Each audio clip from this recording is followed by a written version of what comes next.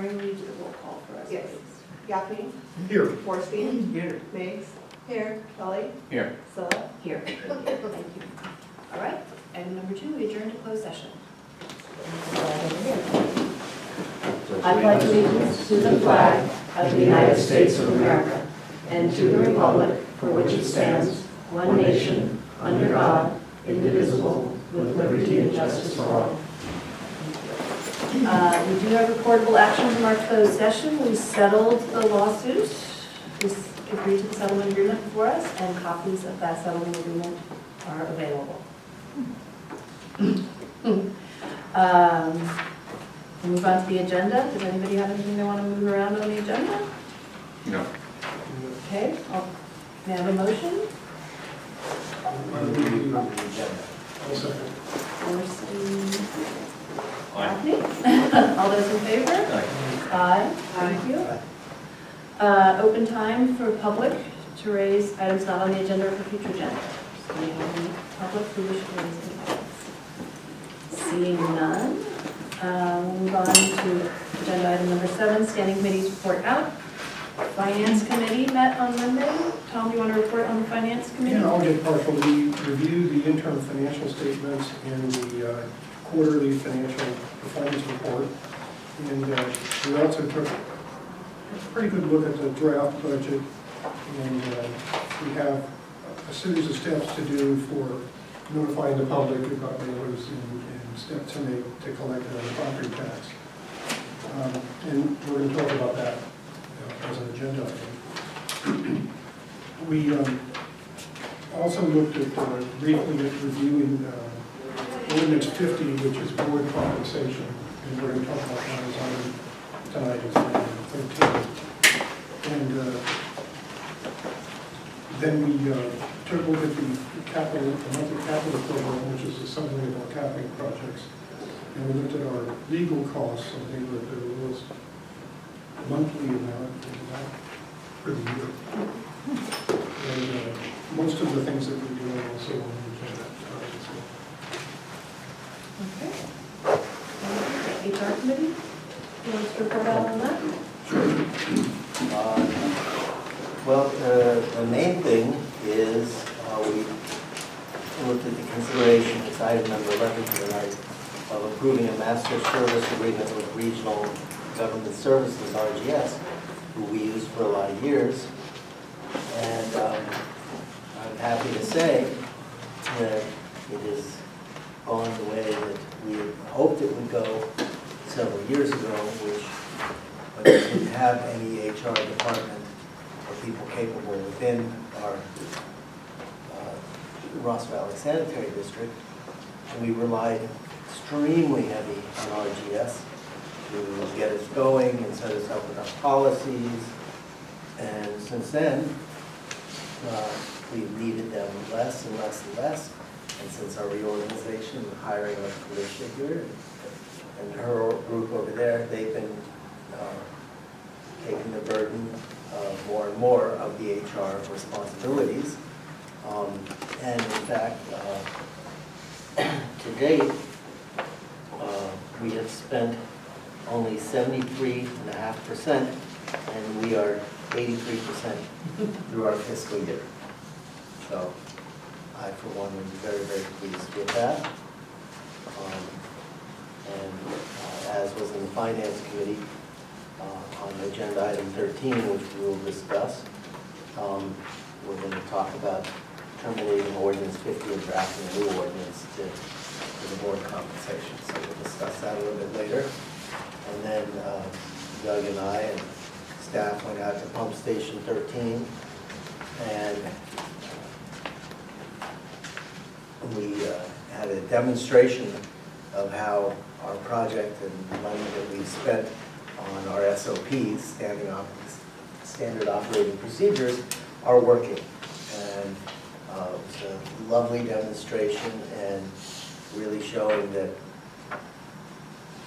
we really needed and continue to need more and more of this going off into the future. And it's great for training the staff for how to do certain things that we need to do, not only in pump stations, but how to work the trucks and all the other things. And the ability to go off into the future, modify them, and keep them going, so it's a living document. And also, it's a way of being able to test competency, that it's not just good enough that we've trained people how to do these tasks, but also that at any given time, the trainer or the lead can go back and test those people to see if they're still competent to be doing that. So we know that our staff is all up to date and trained. I'm very impressed, so thank you, Jim. And that comes up as agenda item 10 today. Yes. Yeah. Anything to add to that? Well, I agree with everything that was said by Michael. I wanted to point out that I did attend the subcommittee meeting on the Joint Powers Authority reorganization at CMSA. It was a literally half-hour meeting before their meeting, so it was just a beginning introduction. The Larkspur representative, of course, is literally my... Jackie Hartzell. Is it Kathy? Jackie? No. Dan Hilmer came. Dan reports that the Larkspur Town Council is open for anything. Mary Beth Bushy, not so much. Which was interesting. About what Larkspur wants to do? About Larkspur. That's very interesting. Yep. So we're moving forward on, we're going to have some more meetings and we're going to agendize everything. And but it really was just a very, very beginning, brief, lay the groundwork. And we'll see where that goes. Great, thank you. CMSA? Yes, Michael and I met at a CMSA meeting, it was a week ago, Tuesday. And some of the important things that we considered were, we had the representative from LAFCO make a presentation, and he pretty much got grilled. And, It was Keith? yeah, keen, yeah. And, there were a lot of comments about statements that were made without any backup whatsoever, just kind of going in. We really, everybody on the CMSA board really reacted to their implications, their statement that we control growth. And we can limit growth. It's even in their report, and so he had to admit maybe he better change that one. There were a number of other things, but he made a recommendation that Larkspur get off the CMSA board. He had a recommendation that which county supervisor should represent. Yeah, right. Well, Damon instead of Katie, because Katie. Because it's Damon's Because district. Damon's, yeah. But Katie serves the unincorporated area in San Rafael Sanitation District, so she should be the supervisor that represents it. The Sanitation District law says the president of the board of supervisors, but the president can appoint who they want. And that's why, Supervisor District 2 is on their board, because she represents the unincorporated area that's served by San Rafael San. It was a good role. There was a number of things like that.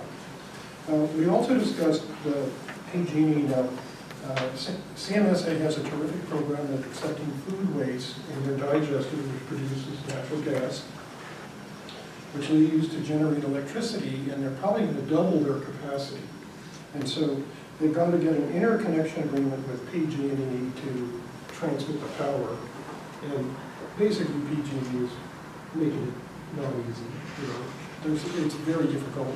They probably have a sign, they're right on the verge of signing an interconnection agreement, which is quite a step forward. And then we have the power that we're generating. Who do we sell it to? We have two alternatives, PG&E or Marin Energy. Clean energy. Marin Clean Energy, MCE. And PG&E's rate, if it's a biogas project, is 12 cents per kilowatt hour. But then they've got all these qualifications. You have to spend the money after, I think, 2015. So we're not going to qualify for that. So we're probably going to sell it to probably to MCE, and at a lower rate. I think it's 10 cents a kilowatt hour. 10.5 cents. 10.5. And but there are much fewer restrictions on it. You don't have to have a minimum. And when we shut the digester down, then it's interruptible power. And so anyway, it looks like it'll be a more flexible agreement, but I'd say CMSA have been working on that for at least 2 years. You know, it's quite a difficult project. And it would be sometime next spring for it to actually go into action, before we can actually be in shape to start selling the power. This is just They're currently using it to power the power the internal. CMSA, right? Yeah. Yeah, and they pretty much power it's pretty close to full-time power. But in Jason's trip to Denmark, which he explained, generally, the wastewater agencies there are pretty much, I don't know, almost controlled by the power grid. And so they contribute about twice. They contribute 50% of, let's see, they contribute 100% of what they use to the grid. So they're net energy producers, and so we're getting there. We're not going to be close to that. There were a bunch of times recently where we actually had to flare because we had too much Yeah, and too much biogas that we couldn't, well, the generator. our generators couldn't do it. So then of key importance to us, which Greg has asked us to really, be, aware of and give feedback to us. We went over the fiscal year 17-18 budget. And basically, to do it in a nutshell, there's $19.6 million of revenues. There's $17.3 million of O&M and debt service expenses. So that leaves $2.3 million a year, this is our current budget, available for capital. And their 10-year capital program is $36 million. So the average is $3.6 million a year. Kind of like us, where we're not there yet for pay-as-you-go. We're about, just on the average, we need $1.3 million per year on the average. And we're about half of that, so that's $650,000.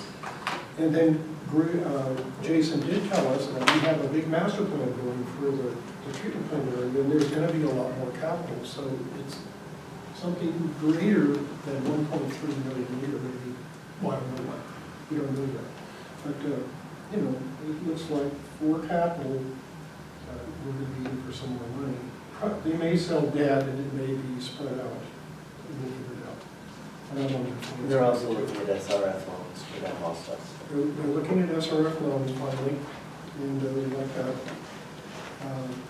What else? I think that was most of it. Thank you. I think that's- Okay. Anything else on CMSA report? We usually do that at the end. We should also point out that we did attend a special meeting of prevention of harassment and discrimination. Yes. All of us. All right, let's move on to the consent calendar. Does anybody have anything they want to pull off the consent calendar to discuss? There's a little typo on B. The vote, Kelly was in In the minutes? Mary, did you? Yeah. You know what he's talking about? Okay, good. Okay, great. All right, anybody from the public want to comment on the consent calendar? All right, then I'll ask for a motion to move the consent calendar. Motion to approve the consent calendar. Borstein? Second. Okay. Kelly? All those in favor? Aye. Aye. Thank you. Item number 9, consideration of accepting the draft fiscal year 17-18 budget and providing direction to issue the rates notice. Craig, do you want to introduce this? Sure, I'll do a brief introduction on this topic, and we went through it with the Finance Committee earlier this week also. And then we've got myself and Felicia and Julie and Catherine and others to answer questions. So I'm going to go through my comments opening on this at a fairly high level. Excuse me, you have the full draft budget document in front of you. It has its own summary of the numbers.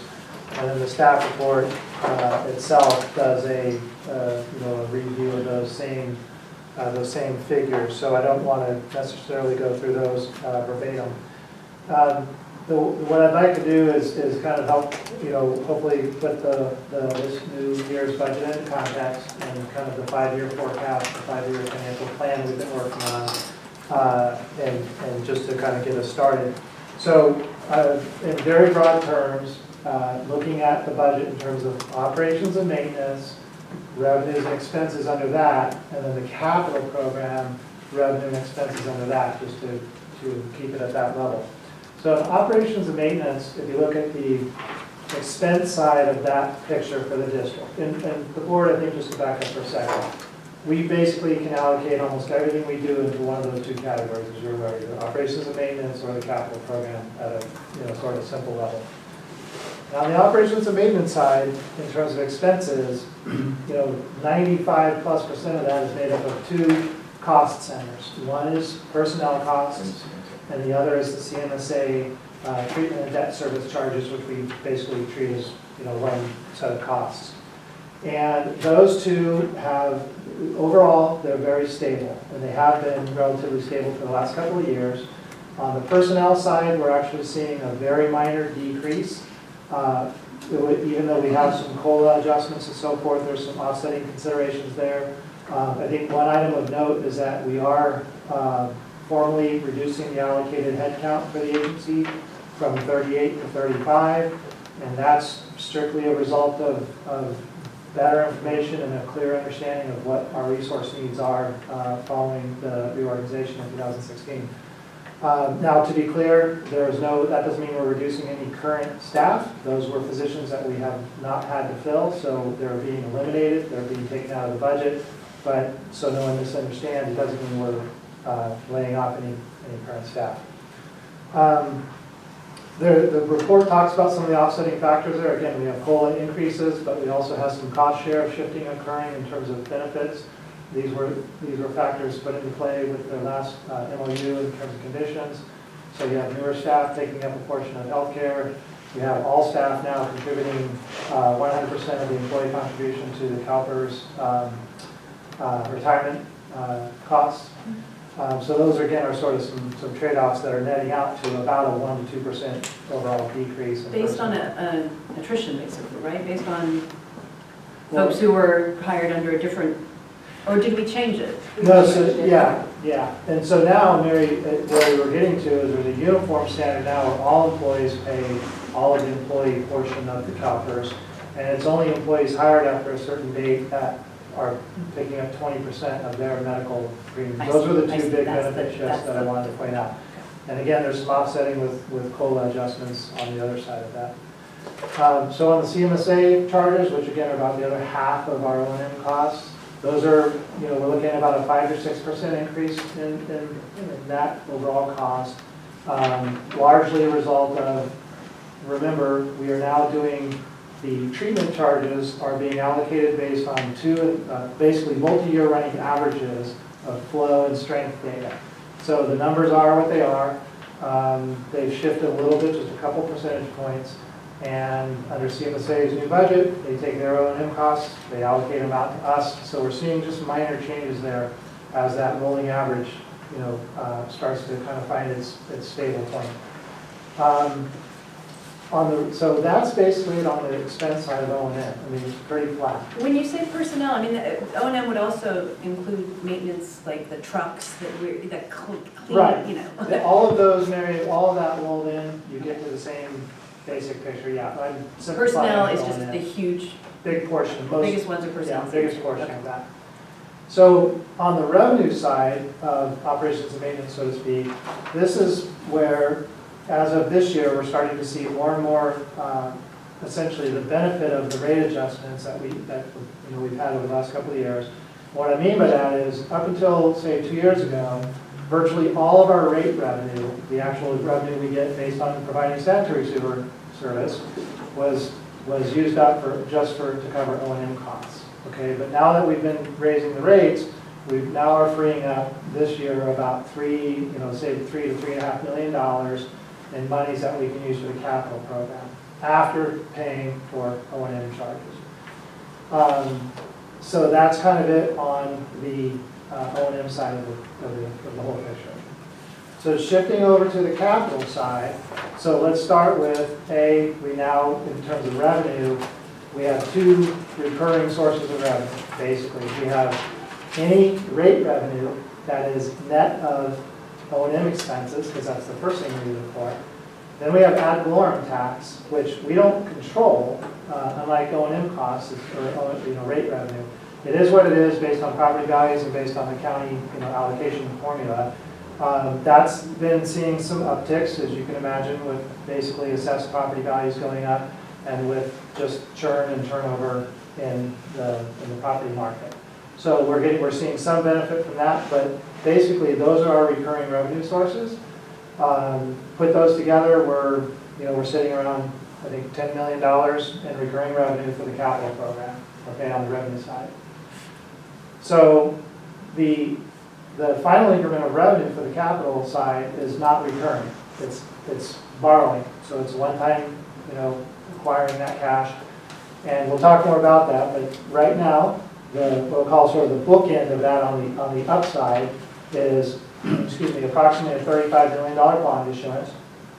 Now that bond issuance would essentially, to put it in context, it would complete the expected bond issuances we forecasted back in 2013-14 when we started this 5-year kind of planning cycle. We've already done one $30 million bond issuance. If we do something in the neighborhood of 30 to 35 million, we'll be right about where the forecast indicated we would be based on the 5-year financial forecast. So that's kind of where the money's coming from for the capital program. Okay. Now on the expenses side of that, this is something we talked about at Finance Committee. What you can very clearly see, and there's a number of graphs and tables that show the value. There's a sharp jump in forecasted expenditures, and it's the same reasons basically we've been talking about the last, at least the last 2 fiscal cycles, which is we've had this struggle to kind of get the capital program fully ramped up. And this year, the reason that number is really jumping is because we literally have, approximately $25 million in work that is construction, either going out basically between now and the end of Q1, the first quarter of the new fiscal year, we'll have somewhere around $25 million in construction contracts on the street. So what that means is, in terms of level of certainty of, are we going to actually get around to, expending those funds? We don't have a crystal ball, but the best we can sort of say is it's much higher certainty than last year. So it's likely we're going to spend the bulk of that money, and that's just something to kind of keep in mind. The other main element, I think that's of note on the capital program side, and it's its own special project, and that's basically, there's a $7 million budget line item for the Larkspur Landing remediation. Okay, that's currently our best estimate of the remediation project. General indications right now are that it is work that can be completed in the new fiscal year, so we're including it in the capital budget at that level. But again, my main point is recognize that that's contributing to that very high number, that jump in the capital program. And that one, as you know, has got a lot of complexities with it, but it's in the budget if factors align and we're able to go forward with it. So with all of that, you're looking at a budget that basically covers O&M, covers the capital program, maintains the cash flow reserves, or not reserves, but the fund balances. That's an important difference in terms. Fund balance targets are met, emergency reserves are met. The only thing we're not achieving, which is the same thing we haven't been achieving in past years, but we'll get there, and that's actually putting money aside into a capital reserve fund, because that can't really happen until we have, a little more basically available revenues of some kind. There is I will point out that there's a new section at the very end of the budget report that we added, and it speaks specifically to some considerations for that next increment of long-term bond financing or debt financing.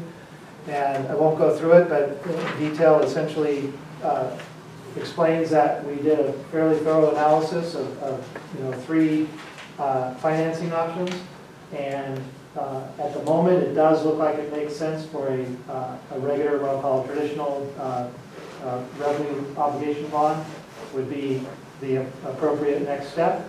But as we look beyond this current 5-year schedule that we're coming to an end of, and we have some lead time to be more effective in our application process, we'll want to start to bring in the SRF loans if we're successful pursuing them, because we're seeing what a difference they can make in terms of the cost of capital. So that's kind of looking more to the future, and we can talk more about the debt issuance topic this evening as the board's of your interest. And I think those are the highlights. So we'll hand it back to the board and we can answer any questions. And we've got some supplemental graphs and handouts that we may use depending on where we kind of go with the conversation. So we can use those as helpful. Yeah, we discussed this at the Finance Committee. I think one thing that's really important for us all to remember is that we've already promised the Regional Water Quality Control Board that we're going to do this, the 5 years of work that is in the Infrastructure Asset Management Plan, and we're going to have the money to do it. So that's something that The cease and desist kind of something like that, isn't it? yeah. And so that's something we told folks when we had to go out to try to seek community support for the 5-year rate structure to start with. And we're still in that. We're still in that process. I think we wouldn't want to change directions on that right now. But board members, any questions? No, I understand that, and in 2014, this board laid out the rate structure for the next 5 years with increases of, I'm looking at 8.5, 7.4, 7.3, 7.4, 6.2. Are we anticipating in the next 5 years to continue that kind of rate increase? Because that really gets onerous. And as much, I know how much capital expenditures we have. We're in hundreds of millions of dollars here. Yeah, and the short answer, Doug, is no. Not of those magnitudes. We have been in a significant catch-up mode by every measure in terms of the magnitude of the capital program and then the magnitude of the related cost of that program, and by extension, the nature of the rate increases.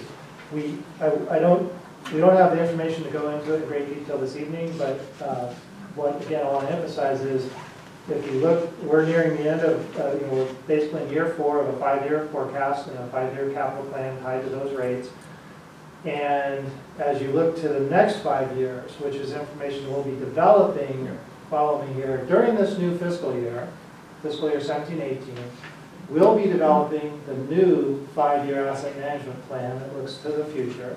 And Tom, to the Finance Committee's discussion on when do we get to PAYGO, which is somewhat closely related to your question, Doug, of what do we expect for future rate increases?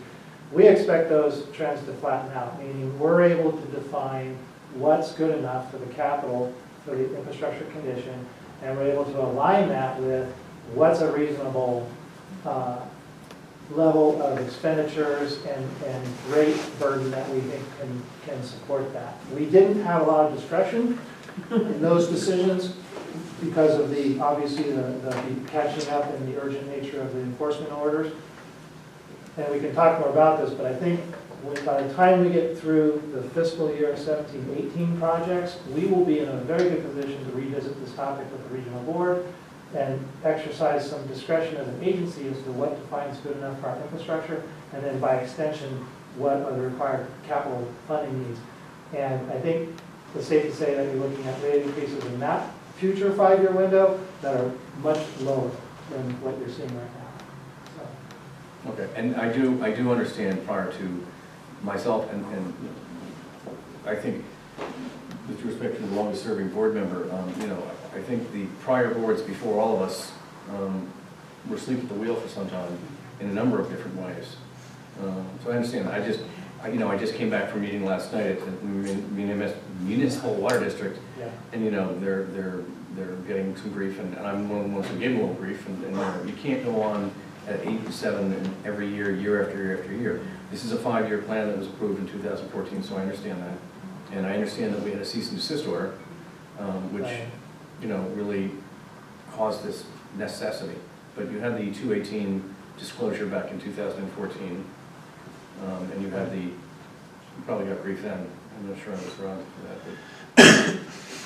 Well, one thing that Greg told me when he first came to be our general manager was that the regulatory oversight of sanitary districts changed dramatically in the 90s. And then not the FDA, the EPA, thank you. is just really, kind of getting on the ball as of, the last decade.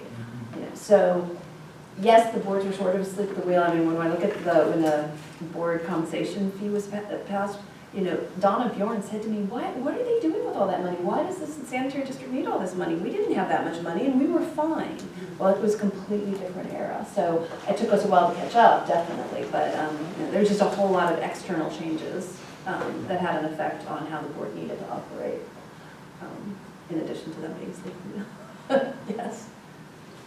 Okay, well, my comment is that I continue to be worried about how much future capital we have.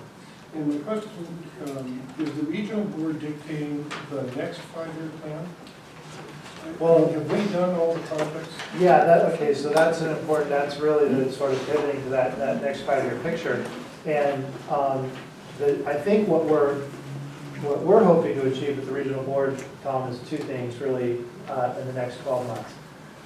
And we'll do this, through outreach and meetings with them. But the 2 things are to define the most clear end point to the current enforcement order that we can. And there is a fairly clear end point, simply because if you look at the detailed requests, the requirements, we have completed most of them. Now, there are some rather open-ended aspects of the cease and desist order, and that's the part we want to work with them to see if we can bring those to some more definitive closure.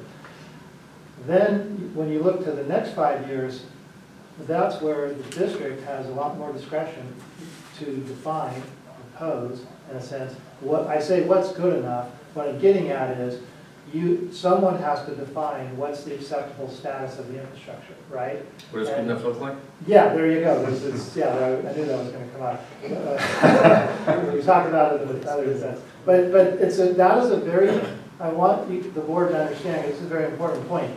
That is a question that every utility of our nature, water, wastewater, whether they know it or not, they're trying to figure that out right now. In the era of asset replacement and reinvestment, there's not a clear set of standards that says for 200 miles of wastewater collection system in the Ross Valley, the following indices or metrics of your infrastructure, you can look at those and say, yep, check, check, check. If you've got all those things, you're good enough. That picture it doesn't exist.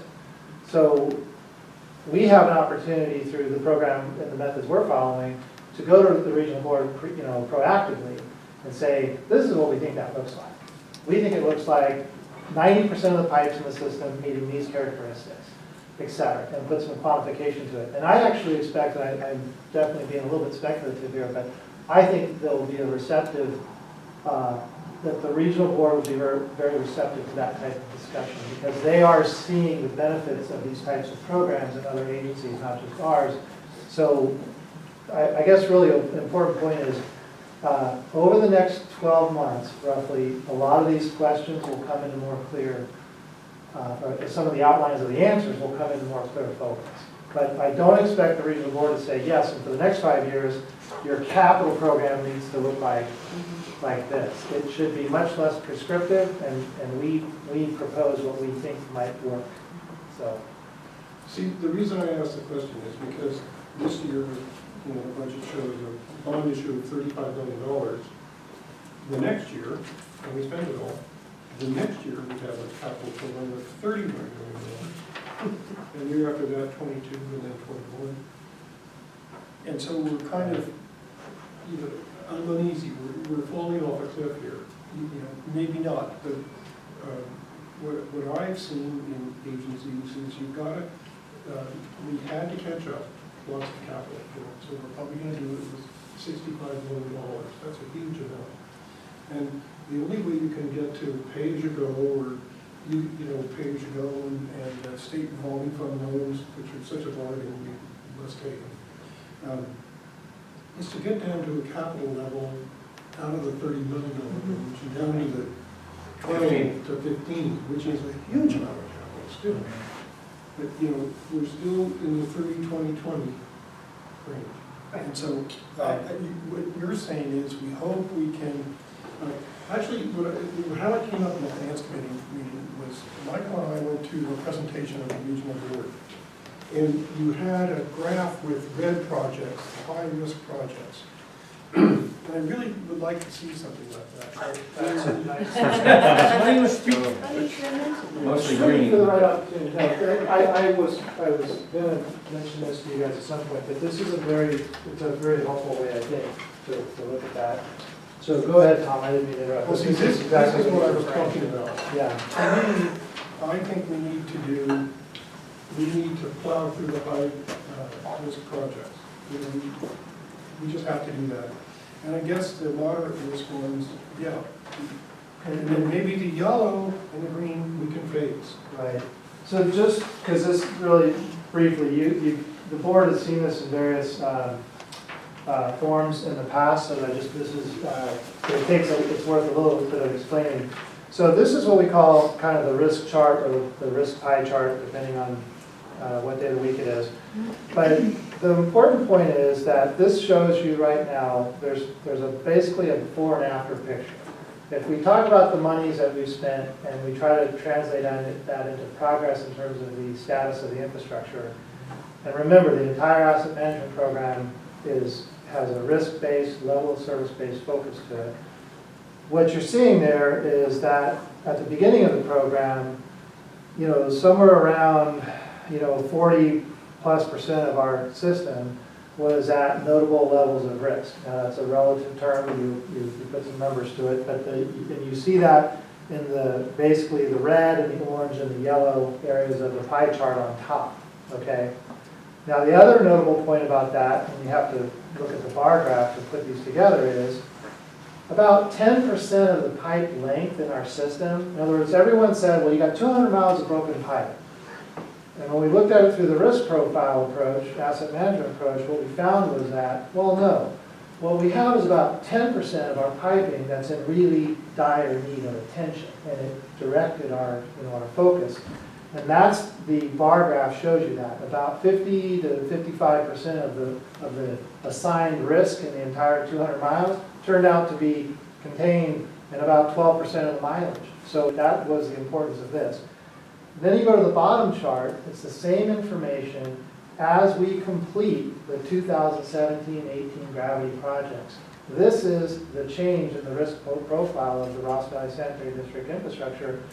And this is the kind of information that I think you use, Tom, to go to the regional board and say, that next big increment of gravity sewer rehab that's going to cost us $15 million is really looking at diminishing return, right? Looking like a very much diminishing return. We're not getting as much bang for our buck anymore.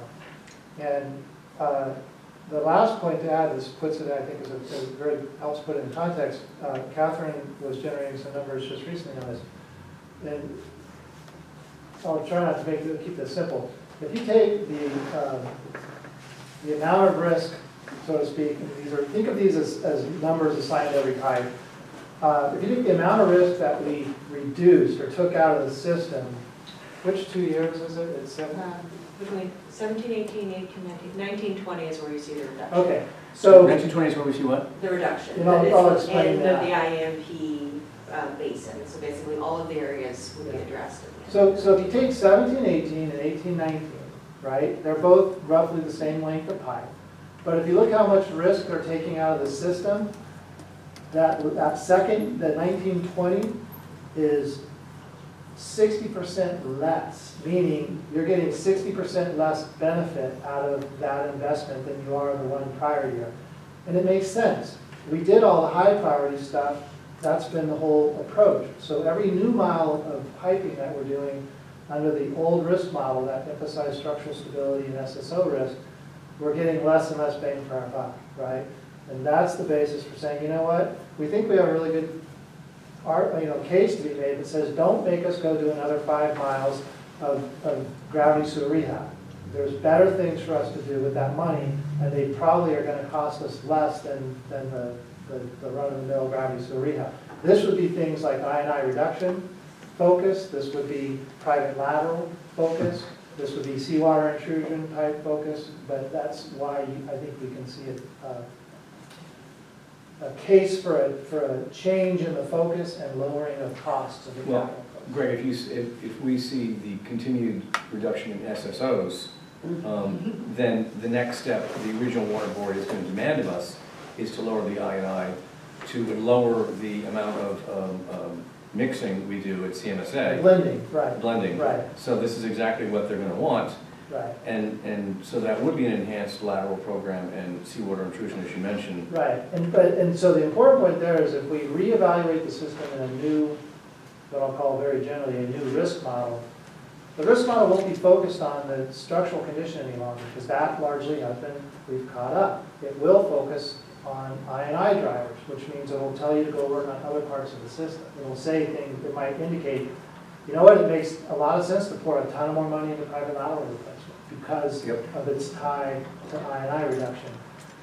So not to go on tonight, because these are long-term discussions, but I think it's important to recognize you're kind of at that pivot point, and it's it's not a bad thing. We're very much where we thought we'd be at the end of the initial 5 years, and this is our year to kind of plan for what the next one looks like. So any questions on this? Yes, We won't- but you finish. My simply last question or point is, I still think that once we finish 18-19, we should see a substantial reduction in I&I. Do you disagree with that? You know, I'm going to say what I've heard from a lot of people, Doug, which so far is playing out here. Because we didn't target that project with an eye towards I&I reduction, with a focus on I&I reduction, I'd say you might see some benefit, but I can't tell you just based on its sheer mileage that you're going to see some I&I specific benefit. Catherine, would you? We don't think We are doing I&I some- is due to leaky sewers, in my opinion.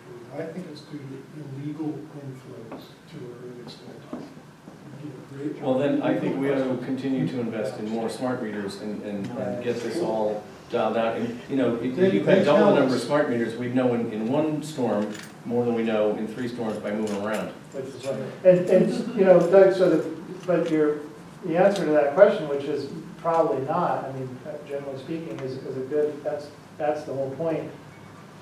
We're doing that project because of other drivers. We're doing it because of structural stability and SSO risk related to that.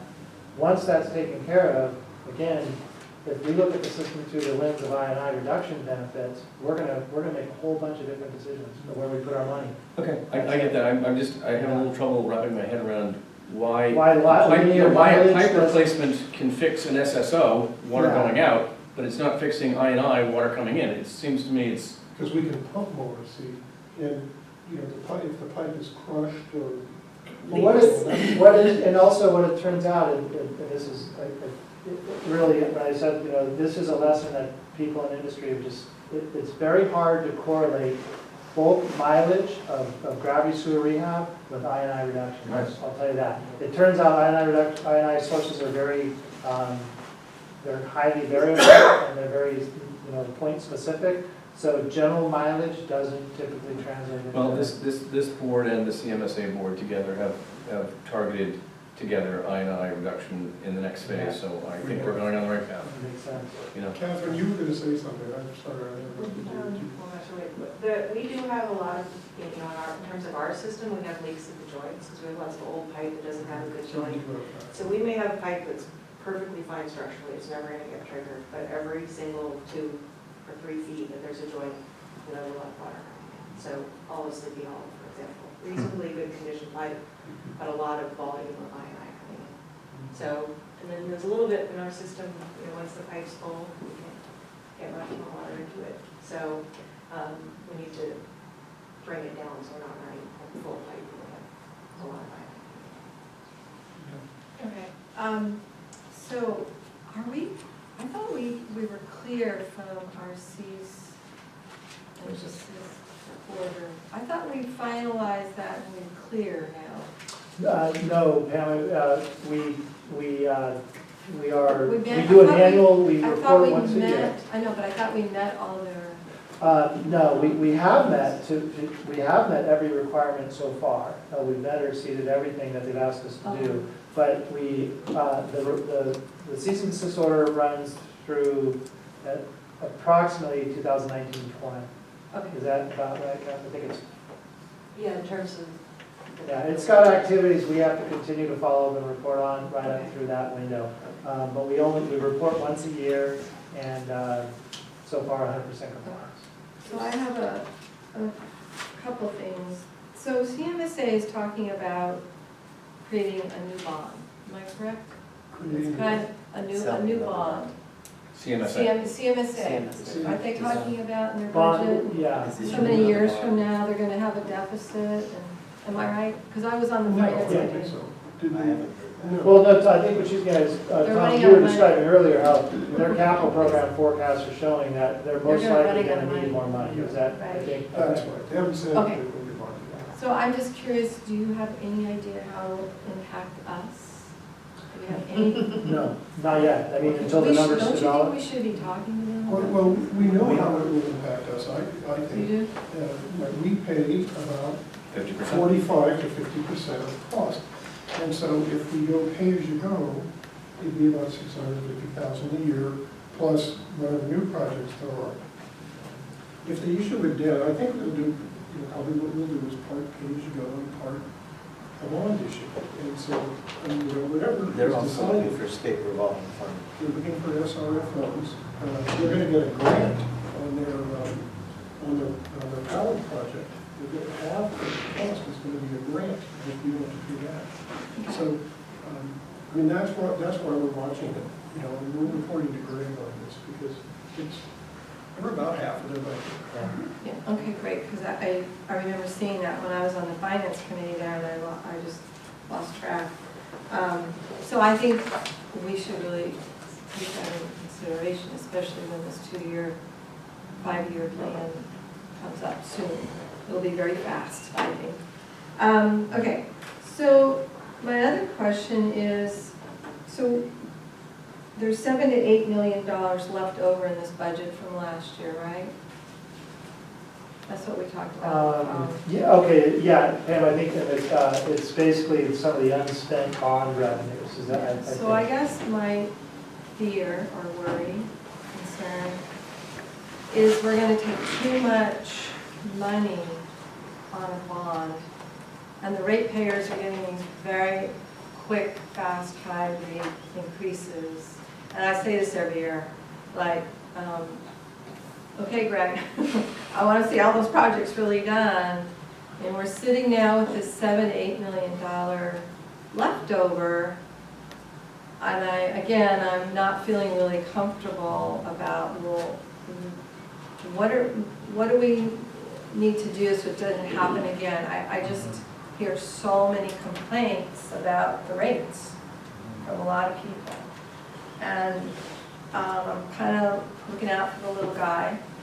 And so I'm just curious, is there something we could do differently? And I agree with Tom that I'm getting more nervous about slapping on more and more bonds, and we still have these leftover money. So I'm not sure how to fix it. Maybe Felicia, maybe you have some ideas. This is just a draft for tonight. But I'm in agreement with Tom about we should be really decreasing. And so again, people approach me and they go, well, if you have leftover money in your budget, why am I paying more for my rates every year? So it's really starting to make me feel like we're missing something, and I'm not sure what. I'm not saying somebody's to blame, but it's about planning, as you know, the big picture. And so I wanted just to throw that out there to see what other people thought, or maybe we need to sit on it another till next month. I could make just a couple of points. I mean, it is important for us to have an operating reserves. We get our property tax every April and every December, so there's, between April and December, we need to make sure that we're covering our operation and maintenance expenses for that period of time before we get that next influx of revenue. So there's a certain amount of sort of cash flow that we need to pay attention to. How much is that approximately? It's 50% of our operating expenses, so it's about, almost $9 million, $8.5 million. So we need to keep that in the bank, so to speak, to make sure that we have we can cover our monthly expenses between those periods of time. And it's not unusual, I think agencies of this size typically, who rely on property taxes as a large part of the revenue stream, have similar fund balance requirements. So that's one point that I would like to, and the second point that I would like to just bring up, because I don't think we've talked about it yet, is we have had a fairly successful pilot year in the low-income rebate assistance That was my program. third question I was going to ask you. How is it going and how much money do we put aside? So it's going pretty well. We had, I think, 72 successful applicants who received 25% discount or 25% rebate on their sewer service charges. We'd love to see more applicants apply next year. We think that there's more eligible applicants out there. We're proposing, I think, $50,000 in the coming fiscal year budget to be available to applicants, and we're looking to increase our communication outlet and to make that information more available. And I would think the other utilities probably, they would alert whoever applies, usually for PG&E, right? That there's these other utilities that have this. Yeah. Because I was wondering if that would That's be the easiest for everybody, just to say. PG&E has a Lifeline program. I think AT&T has a Universal, I think they call it, program. Interestingly enough, we actually got a great deal of mileage out of San Anselmo's. I think their planning director tweeted something about it on or sent a notice out on Nextdoor. Yeah. We actually had a lot of referrals there. So those kinds of avenues that we're looking for to get the word out about this program, which, like I said, the pilot year, I think was relatively successful. We would really like to see it be more successful this one year. All those baby boomers will be retired. We're pretty sure there's a lot more eligibility, Yeah. in the community based on the standards we're using. So I think it's, our speculation is it's much more an issue of awareness. And so we're trying to get the word out, but and we're pretty sure there's a lot more folks out there that could benefit from it and be eligible than we're getting. So I think the panel's question was, if we're going to issue bonds, how fast are we going to spend the money? Yeah. And we That's it. did, Yeah. when the first issue, I think we cut it in half. Was it 45 million? Something like Yeah, that. I think it was roughly, I forget exactly, it was either 45 or 60, and We decided on 30. Started at 30. And it was because it takes a long lead time to get these projects going.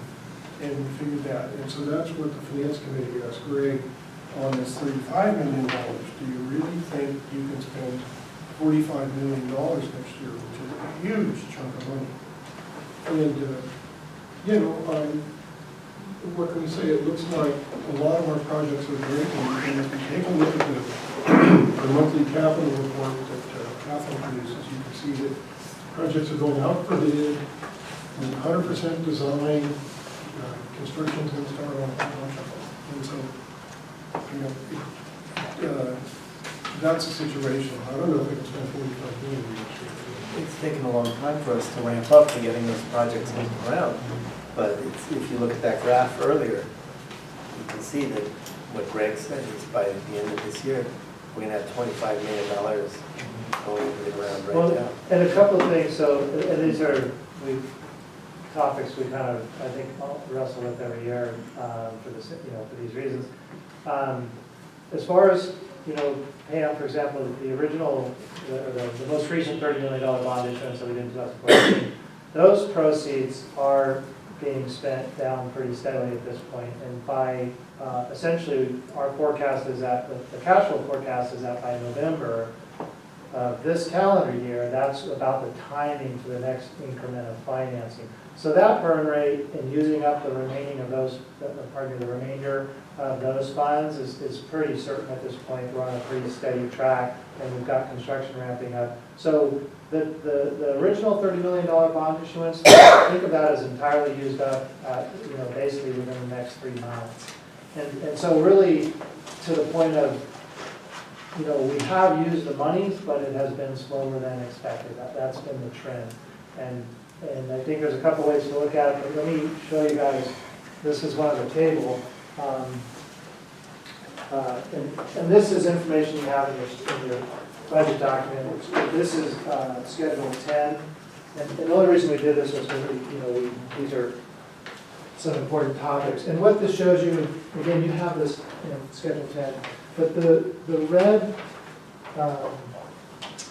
highlighted projects, and there's a great deal of detail here I won't go into, but the projects that are highlighted are the ones that are in construction or they're awarding construction between now and Q1 of the new fiscal year. And those are right there are, you're looking at about $25 million in construction value. Now that won't all get spent right away. They have ramp-up times, et cetera. But if you're looking out over the next roughly, say, approximately 12 to 18 months, construction activity alone on the street is it's virtually, I want to say, as certain as anything can be at this point. We're going to be in a situation with somewhere north of $25 million in construction. So the point of that is not about the detailed numbers. It's just that, there's probably a floor to this. In other words, the $35 million bond issuance that is in the draft budget, you can think of that as a conservative upper limit. Because for a whole host of reasons, we know that it's challenging to deliver that much work. But if you, on the other hand, say, okay, what's the reasonable bookend on the lower end of this discussion? The numbers we have right now would suggest that there's a high level of certainty you can fully utilize, let's call it a $25 million bond issuance, as the next increment. So we have time to think about this further between now and the June board meeting. But what the numbers we have right now, from staff discussions have shown is that, okay, we're kind of where we were a few years ago. Let's kind of recognize certainly 35 million is an upper limit, 25 million is probably a lower limit. Do we want to refine that next bond issuance somewhere in that window? And that's where I think this level, looking at it this way and saying, okay, how certain is this? Well, just looking at construction projects is 25 million. So that's just a suggestion for this evening to recognizing that we can't not do any bond issuance because from a cash flow perspective by November, we're unless we stop projects, clearly that's when the money needs to kick in. But can we do that more incrementally and not do one, not overreach on the next increment of financing? Absolutely. And Tom, as you pointed out in the Finance Committee meeting, look, there was a time when it made sense to go to market, get the bond revenues and sit on them because you could actually make a little bit of interest on them. Well, that's kind of reversed. If we rush to market, we take on a large issuance, and we don't use the money for a very long time, we begin incurring the market, the interest rates on that and right away. And the returns that we get on our reserves are, they're close to zero. They're very, very low. So there's a case to be made now that the cost of issuance isn't such a big factor. In other words, if you do a 25 and then a 15 down the road, is the cost of issuance such a big factor? Maybe not. Maybe not when you add it up. So we have some flexibility there, and I'd say let's work to get an upper and lower limit and then refine it between now and the June meeting. Have you heard anything about our state revolving fund applications? Because the beauty of that is that we don't take the money till we need it, so we don't pay interest on it until we get it, and then the interest is much lower. Right. Yeah, so basically what we've learned there, Michael, is that the projects we originally prioritized, we weren't far enough ahead of. There's a very long lead time to get your applications completed, get the contracts in place, and have that line up when both A, when you need the money, and B, you've hopefully been competitive in terms of when they do the rankings and they allocate the monies. What we have basically found is there was a steep learning curve, and for those projects that are right in front of us, it's not going to be timely enough. There's too much uncertainty on the SRF. Everything past this year, looking into the 18-19, that's where we're shifting our focus, because now that we know you need to be 18 to 24 months out in front, we can start positioning and planning for those a lot better. But I think unfortunately for this first go around, it does, I don't think we're looking at any SRF loans. I think that's a realistic time period, 18 Yeah. months or so. So if we need the money probably in November, then we don't have to decide until July or August. It takes about 3 months. Right. Comfortably so long. Yeah, we'd probably, just for planning purposes, we'd ideally look to get some direction, maybe at the budget adoption or shortly after, just to get the wheels turning. For example, even if we don't know the dollar amount, let's say the dollar amount's between, 30, we could get some direction on like retaining, an issuance scheme and so forth. We could start some of those wheels turning.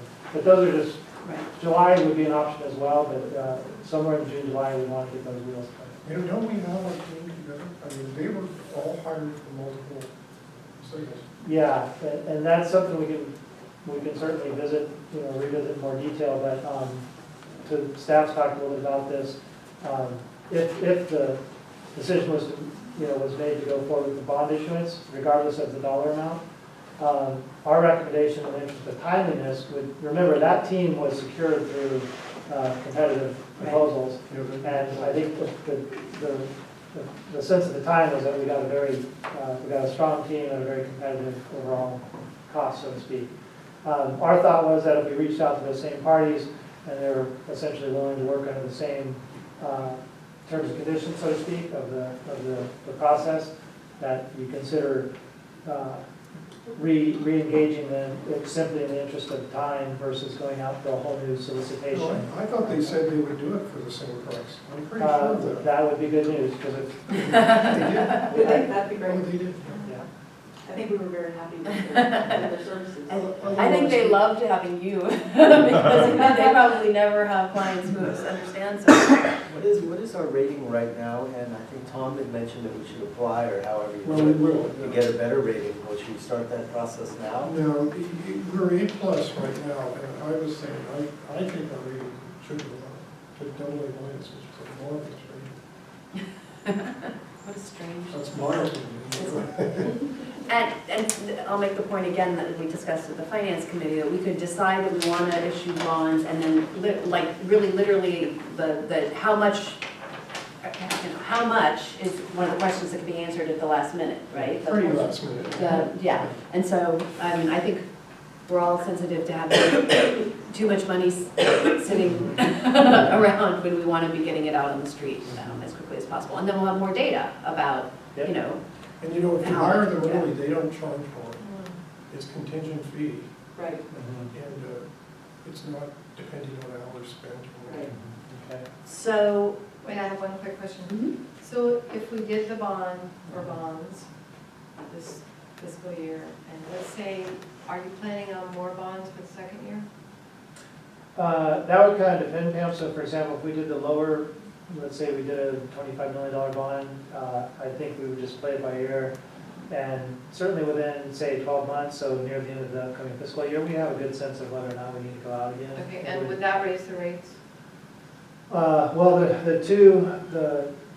the rate increase would still be necessary just on the basis of, remember, the one way to look at that is, the reason we're floating bonds is because we don't have the cash to pay for the capital program. So sort of one way to ask if the rate increase is necessary is, if we weren't in a position to have to borrow to pay for the capital program, there's a strong case to be made for not raising the rates. But as long as we have a substantial gap there that we can only close by borrowing, that's sort of the basis for, or one way to say, okay, is the rate increase still necessary? So I know it's not the answer we want, but the remaining rate increases in the 5-year schedule, as far as financial driver for them, it's the same. I mean, we have a structural deficit. Yeah, every year I just try and really carefully do due diligence Yeah. to look at, is there a way we don't have to create these, Yeah, increases? And that was what we said right, when we first did this 5 years ago. right. We would review that, and I I just want to be really careful that Yeah. we are doing that. And just not Absolutely. saying, okay, here's the rates and it's up and more bonds. And I just want to say, I would really look at the budget carefully to see if there any other area we could save money for the ratepayer. So I'm sorry I'm the squeaky No, wheel it's- here, the broken record, but Absolutely, and that's why the importance, I think, of continuing, like, why we integrated the five-year rolling forecast is it gives us the opportunity to kind of look ahead. And again, this is when we go to that next 5-year planning horizon that we'll be developing this, in this new year, I think you'll have more discretion, I'll put it that way, I think, as to how we balance those two things. I know that's a pretty general answer, but that's kind of the best right now. thank you. All right. Anyone from the public wish to comment on this item? Then I will bring it back to the board. Are we ready for a motion? I would move to accept the draft fiscal year 2017-2018 budget and providing direction to issue the fiscal year 2017-18 rates notice. Second. All right. All those in favor? Aye. Aye. Thank you. All right. Item number 10. Consideration of authorizing the general manager to execute the task order number 3 with CTS. I'll leave it there. Right. you want- Okay, yeah, so this is the next, this is phase 2, I would call it, of 2 major phases that the district started on as one of the major goals of the strategic plan under our staff resources area, which is to move Ross Valley Sanitary District to utilizing what we call a competency-based training qualification system for all of our field operations type of work. And just to kind of recap that very briefly, the status of this kind of general issue in the wastewater utility industry is that the vast majority of utilities lack this same type of basic information that we're trying to develop. Meaning, when a supervisor or a manager or a general manager says this person or these persons are out doing this job, they're operating this $500,000 piece of equipment, they're running this critical pump station whose failure could result in immense damage and millions of dollars in fines. The reason we know that they're a competent resource to be doing that job is because we have these systems and measures in place to assess that and document it. 90, pick your number, 95, 99. Jim has a number.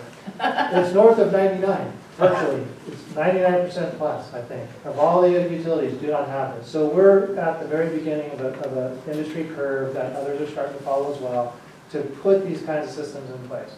So we're basically finishing phase 1, which was focused on the pump stations. So it developed a whole batch of information, some of which the HR committee got a review of at Pump Station 13 this week, that provides all of this in a very well-organized, mobile, digital-based set of tools that allow for the district to continue to maintain and keep this system going through time after CTS has delivered it. And in this case, it covers all things for the pump stations. So, how machinery is started up and shut down, how bypass pumping is done, how all kinds of individual pieces of equipment are operated. We will be able to use this, the results of phase 1, to then assign or to qualify and review assigned staff that operate the pump stations. What phase 2 is doing is that same general overall set of activities, but it's doing it for everything outside of the pump stations. So this is your vectors, your jetters, all of your field equipment, all your basic stuff, line cleaning, pavement patching, bypass pumping out in the field. So it's a huge range of information that's being put into standard operating procedures and then into well-documented training modules that we can use and maintain. So as staff come into our agency, and we certify them on their capabilities, we're now able to say, okay, all of these collection systems workers have the same relatively uniform set of validated, skills and competencies to go do what we're asking them to do. The other thing that this is doing, this came up when you guys were doing the demonstration. It's a really notable benefit of this, and you'll see it when if you see some of the demonstrations. The issue of knowledge capture and basically succession planning. So when a Noel Sandoval or John, says, "Gosh, I've had such a great run here, and everybody loves me now. I'm going to go take another job for a whole bunch more money," which is what happen. We say, "Gosh, John, he was the awesome expert person in running the condition assessment crews. All that knowledge just walked out the door." And this happens every month around. This happens to utilities with organizations in general. The other thing that the system is really doing, I just think is a huge value, is we are capturing all that institutional knowledge out of the staff's heads that are participating in the development, right? It's getting put into very systematic information systems, and as we go forward, we say, okay, not entirely, you can't replace the individual, but getting that knowledge capture is just huge. Okay, so this is the next task order. It will run, I think we're looking at close to a year. 1 fiscal year. About 1 fiscal year. It's a huge amount of information to go through and develop. It does include the certification of all the current staff. In other words, once these standards are developed in a uniform, objective way, we will have a team go through assessments of all of our current staff, not in any kind of punitive way, just a way as a manner to set baseline and target our training. It also includes the train the trainer, which is the part that makes this self-sustaining after that. Because then we've got an in-house resident expert who is qualified to develop new training modules and is qualified to say, okay, you've brought me this employee, they've gone through all these qualifications. This is the person who has the ability to say yes and sign off on the final qualifications. So that's what we have. I'm obviously very excited about it. So with that, I'll hand it back to the board, and we've got obviously Jim McPherson and myself, and anyone else to answer questions. Board members, any questions for us? No, I think it's great. I think it brings a legacy of these people who are doing such a great job today, so that in 20 years from now, somebody else will be doing the same job the same way with the same results. I think it's great. And I think we're at a particularly good time because we have good staff. The beauty of it all, I'm sorry. The beauty of it also is it is a living document. And so as our equipment changes, Yeah. we have the ability in-house, although we love you, Jim, that our own people can then modify and maintain the systems with what needs to be known and what needs to be tested and who's competent on this new piece of equipment. I mean, right now, we have this pump station, 13, which it's, that's the one we went through. That was the example we went through the other day. And it's incredible. And right away, we're going to be redoing that whole station, redoing all the electronics and everything else. But the system is already there, and it will just be needed to be changed to indicate the new equipment that's there. And so it's always it's a living document. That was my question, how do you update it? I'm sorry, I took your question. No, you answered it. I have a problem. I'm glad you mentioned succession planning, because that has come up in every rating agency presentation that I've made. They all ask about succession planning. And It's so interesting. The bond rating agencies? the bond rating agencies, yeah. They also ask about IT security, so that's another area. And that's what they're into now. And, but succession planning is very key to them. That would be an answer at the agency presentation. Just one quick thing, Jim. What are these documents being written in? Pardon me?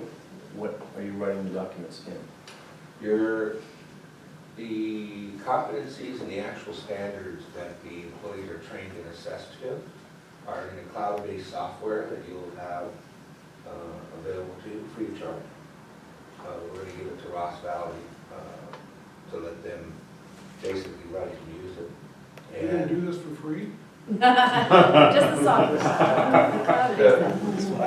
software. We have tangible benefits by doing that, and it's not just goodwill, it's I think if we had IT folks here, they would tell you, you want people pressing buttons and smashing it and see if they can break it for you. Yep. And that's a wonderful It's thing. really an application Yeah. to maintain a table-driven system. Yeah. It's a giant database. It is. So And- the people aren't really programming No. per se. No, They're using an application which Yes. you've created. with the help of a wonderful gentleman in Wales, Right.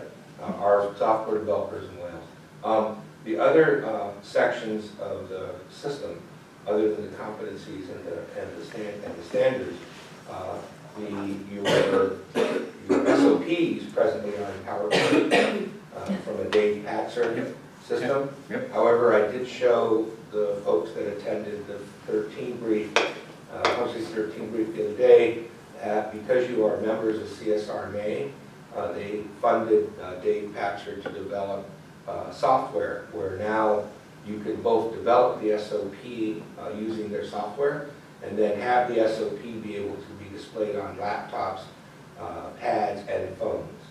And I showed them really quick the other day, and then the discussion amongst management will be whether they want to migrate to that or not.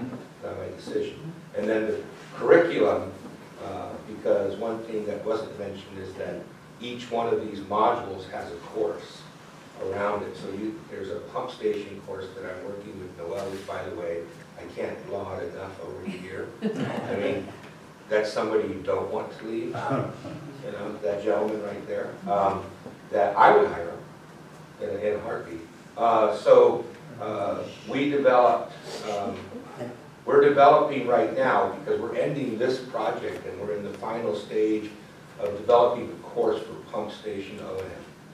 So that next year, you'll have courses, coursework, which is the guide that your instructors that go through train the trainer will use to train in combination trucks, the TV, underground locating, USAs, bypass pumping, all this stuff. And that is in Word. But we're, hopefully in a year or two, we will have the software for that also attached to the competency so that you can pick and pull and tie things together. Good. So not only will this make it easier for us to hire people, it makes it so that as people move on, we have people within moving up. Yes. And it's not just for small districts like us, they're also using it for San Francisco. I don't think Greg was paid a visit by San Francisco recently, I think. Workforce development. I want you to think about that, because when I was at Union Sanitary District, you know, back a few years ago, the idea of anybody coming to Ross Valley for anything was, but you've got the Except for house loan. you've got the alpha utility in the San Francisco Bay Area coming to you to discuss workforce development. I think that's pays a high compliment to your staff and all the efforts. Because there were other things they discussed too, not just the training part of it. But to have SFPC come knocking to your door saying, what are you doing, shows just the dramatic change that has occurred here. And that's owed to all the employees and the efforts that they went and put through it. Thank you. All right, any other public comment on this item? Any other board member comment? Okay, do I have a motion? Yeah, I motion that we authorize the general manager, upon review of legal counsel, to execute task order number 3 under the master services agreement with CPS Inc. for development of standard operating procedures and competency-based training for the operation and maintenance of the collection system in the amount of $186,500. I'll second. All those in favor? Aye. Aye. Thank you. Thank you. Thank you, Jim. It was a very interesting presentation.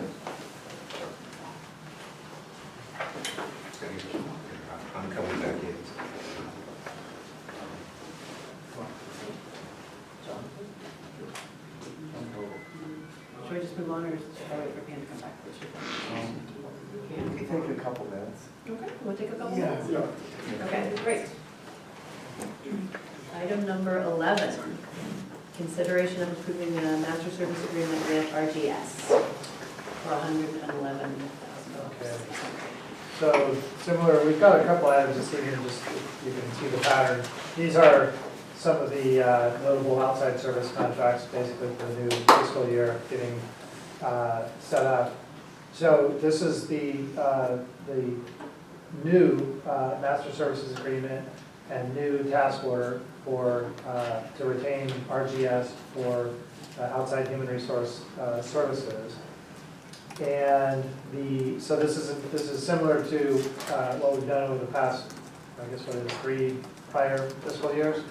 So the notable differences this year is that we are starting with a refreshed master services agreement, a new baseline, and then moving it to a task order based approach. So this task order essentially is the outside HR services for fiscal year 17-18. And I think the big notable change, and we can get into this during the discussions, but I think the summary version is, this year coming up is the year where we've really finally made the transition that we've been anticipating under our strategy the last couple of years, which is RGS provides the services that we weren't able to provide in-house, but once we got through the reorg and some of that heavy lifting, and then we also had the opportunity to build the internal HR management resources, and what we're doing with the business and administrative services manager position that Felicia's filling, we've started to kind of be able to rebalance. So there's a very specific set of activities RGS is going to be providing with some allowance for sort of as needed. The contract cost is about half of what last year's, or the year we're closing out, was. And I think it's also important to note that even with that, the amount that is there, about 2/3 of that reflects very targeted one-time services. They are the labor, I hate to remind everyone, but yeah, we are going to be coming up in the new fiscal year to labor negotiations, and then also just some, basically some kind of heavy lifting on the policy overhaul effort. So that's the contract, pretty straightforward, a big step in the right direction as far as the HR management strategy we've been working on the last couple of years. And with that, can answer any questions. Can you remind us just how much did we spend last year versus how much is budgeted for this next year? Right around Roughly half? It's right around half, I think. It was about 220 last year. Are we going to have the same personnel? Yeah, we have Deborah Muchmore is our sort of our designated RGS lead person, and that's who we'd expect to be working with. And on labor contract negotiations, is it going to be like it was? Are we going to be, retaining somebody like Patrick and? Why are you asking him? Ask these people. I was just gonna say. And we don't have Felix around anymore, so I imagine many things will be Are we different. going to, you don't think we're going to use Patrick? Well, really, we haven't even thought about it. I mean, but to answer the question, we'll be able to, we'll have plenty of time to think about it. The use of we had 2 different, there were several roles at the bargaining table, and they're pretty traditional for these types of negotiations. We had a designated negotiator who was Patrick Clark, and then we had specialized legal counsel, and we had support basically with RGS. So that was the team. Those roles are generally needed for any significant labor negotiation. In other words, you need a lead negotiator, you need effective legal HR because there's complicated issues at the bargaining table, and you need general administrative and strategy support as well. So my expectation would be we would go to the table with that same standard mix of resources, but who the individuals are, that's something for us to talk about. And is that included in this contract amount, or we had a separate contract? Just the RGS role, $315. yeah. So just the RGS time, so if we did have to, if we did contract with Patrick again, It that would be separate from this, Okay. yeah. Okay, just curious. And this is a, you know, kind of a on an as-needed basis. So, you know, we need them, we use them, if we don't. Okay. Any other questions? No, this came before us at the Human Resources, and I'm comfortable with it. You're comfortable? Yeah. Okay, so, and they're gonna meet one day a week for 6 hours on site, right? We're not It even. says that in here. I don't know, do you want to address that? Maybe the IT hub He's shaking his head. contract Yes, yeah, yeah. that is dedicated to provide on-site services once a week for 6 hours a week. I think RGS has historically made regular visits, weekly visits to the district offices, but I don't recall that being specifically in the contract. And I could be mistaken, Ken, if you I have it. thought I just Yeah, read I it. saw that 6 hours to it. Yeah, I mean, I think, I know it's in the Because of IT the- contract, and under item 12, the page 7 of 7 of the contract, which is the very last item of item 12 before item 13. It says this agreement includes a single day, 6-hour on-site okay, so technician meeting per will, week. So that may be what you, yeah, would be, coming down cold. that said, RGS, like I said, has historically come to Right, our office. that's what I was wondering, because that was so critical at, because of some of the history here. Right. Building trust and creating a place where the employees could actually go and talk to somebody. Okay, and then I have a request on this contract that they quarterly give us a report on their goals, what are they doing and what have they accomplished. So we can stay on track, because I think it got a little loose in the past. I thought we had that report.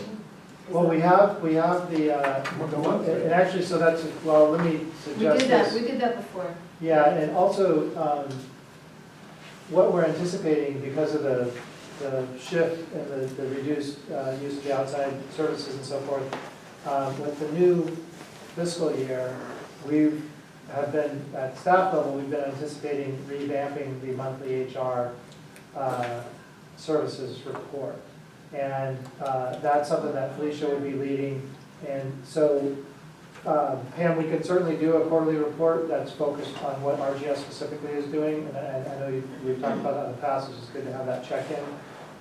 So we can commit to that, but I would also just say kind of stay tuned, because we'll be reworking the monthly report to provide information. that you Okay, find yeah, I useful. don't really care, I just Yeah, would like to, because absolutely. I didn't know what was happening. Yeah, and we'll, so the HR committee, will be bringing you a revamped report in July, and we can get feedback from the board, and if, I think we'll be able to capture some of the things you're looking for in that as well. So, And just a point of information, the first report might actually be in August, voucher July. there you go, okay, As of July 1st, okay. we would implement that new reporting system, effectively coming from me rather than RGS. Okay. There was a meeting before. It wasn't from you before. All right, yes, Tom? Well, is it appropriate to- Sure, yeah, I'll entertain a motion. I'm, Is there any public comment on this item? Very happy to see that the costs are halved as we had anticipated for some time. So I recommend that we authorize the general manager to approve the master service agreement with regional governmental services and approve the task order one for human resource services in fiscal year 2017-18 in the amount of $111,600. Second. All right, Gaffney, Borstein, all those in favor? Aye. Aye. All right, thank you. Item number 12, consideration of approving a master service agreement with IT Hub for 62 $1,760. Okay, so that, again, this is really setting up one of our primary outside service contracts for the new fiscal year. We've worked with IT Hub in one fashion or another, really, I think going on, a little over 4 years. IT Hub is already providing a very critical level of IT support. We, in the past, have been managing or working with them on shorter-term contractual vehicles, and this is an effort to put them on a good, basically a stable full-year cycle where we've got essentially a fairly standard monthly flat fee for all types of IT services, and they're covering a very broad range. And it is essentially a one-year services contract. We tried to explain a bit in the staff report. I do think this is of note. And the board and all of your day-to-day lives, you already hear about a lot of this. But the district, like many organizations, we are shifting to just an intensely, digital world and some very, very complicated systems that we maintain and operate 365. We can't do the kinds of things that we're talking about doing these days without having, full mobile systems, without having cloud-based applications, et cetera. So we are, even though we're not a tremendously large organization, like many, we are really starting to run and maintain and rely on a lot of very critical IT infrastructure. So it's an important service. We do ask IT Hub we ask them to maintain our systems at industry standards, and there's a lot of developments going on with IT security for public utilities and so forth. So far, they've proven to be I think, a really good partner for the district. So that's it. We don't have Ryan Kudia here this evening. Ryan has been the consistent, he is the principal at IT Hub, and he's been the direct contact with the district this entire time, the past 4 years. I think a number of you have probably interacted with Ryan individually over the years. But that's the contract, and staff recommendation is approval. Yes, Tom? Have we ever done a IT security? Scan? Security or? Audit, Yeah, an audit. it's on, I'm sorry. A security audit was not what you were. Yes. It is what you were saying, It yeah. is, It's definitely something that we're looking into doing. I will add that, Ryan is very proactive about making sure that all of the district systems have. Love the two faces. Proactive is a good word. Too proactive. Oh, the ransomware, the recent ransomware issue over the last weekend, the district systems were safe because Ryan had already made sure that all of our upgrades, had been implemented. And without having that proactive approach to our IT systems, we could have been vulnerable, and we weren't. The operation of our equipment is not online, right? It's on separate, like our pump stations. Yeah, we do not have any remote access or remote monitoring, but not in the web sense of the SCADA sense. And then I would like to point out something on page 2 of 7 of attachment A. And I down there on 4 labor warranties. I want to participate in this ale cart service. Yes, that does something, doesn't it? I assume it's a la carte. Oh, it's not an ale cart? It's not an ale cart. That's on Friday. Portable beer service, yeah. Boy, you Greg, you're confirming they don't remote into the servers at all?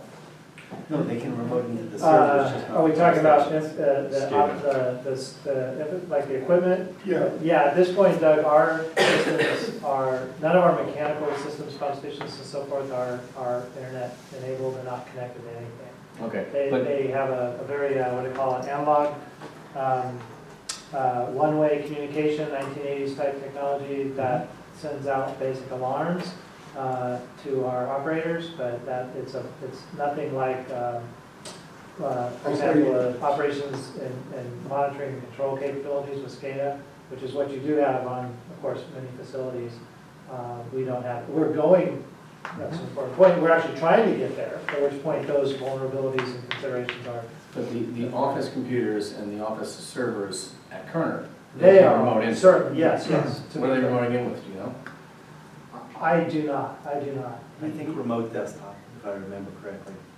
He has various softwares where all of a sudden your mouse starts moving. Right, no, do that 3 times a day. I'm just wondering what they use. I can find out for you, no problem. Yeah, I was gonna say, you two are Yeah, and computer they should do some contractors scans. in your own right. Yeah. You know, my clients that take credit cards have outside scans, which is a service provided by a third party, generally not something like this, but you should think about that, where they try to intrude. And, you know, you need to pass those, because even with a good IT service, if somebody's in at 3 AM, you know, because they found a vulnerability in the firewall or the modem or the router, they're, you know, they can just, you know, that gives them the.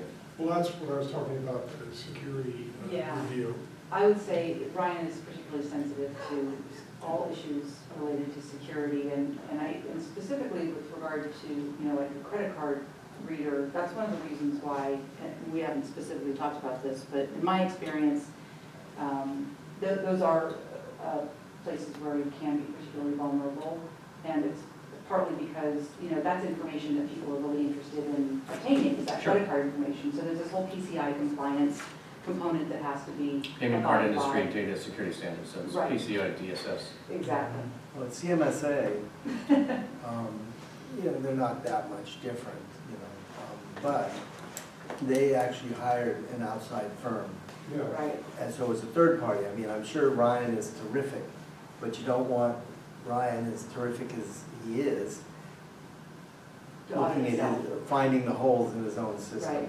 So you might check with Jason and That's a find great out idea. who he had to do his. It isn't that expensive. No, it's not that expensive, and it was part of the thing that then in our reports to State Water Resources and all the other things, and the bond rating, That also comes up. it comes Yeah. up. Right. And if you had a third-party auditor, it's well looked at. That's right. Okay.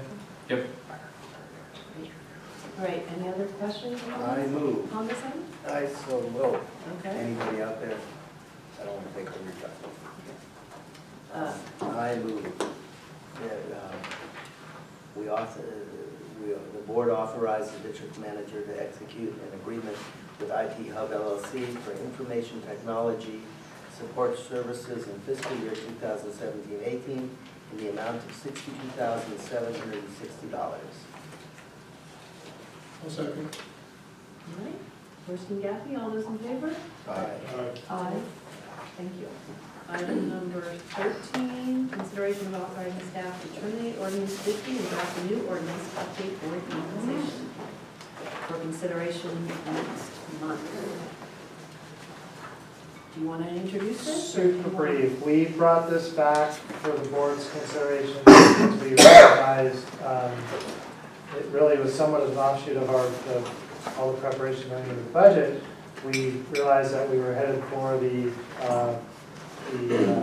currently automatic 5% increase in the meeting stipend, and we recalled that we had brought the board compensation policy topic to you back in 2016 as part of that overall effort at updating the board policies.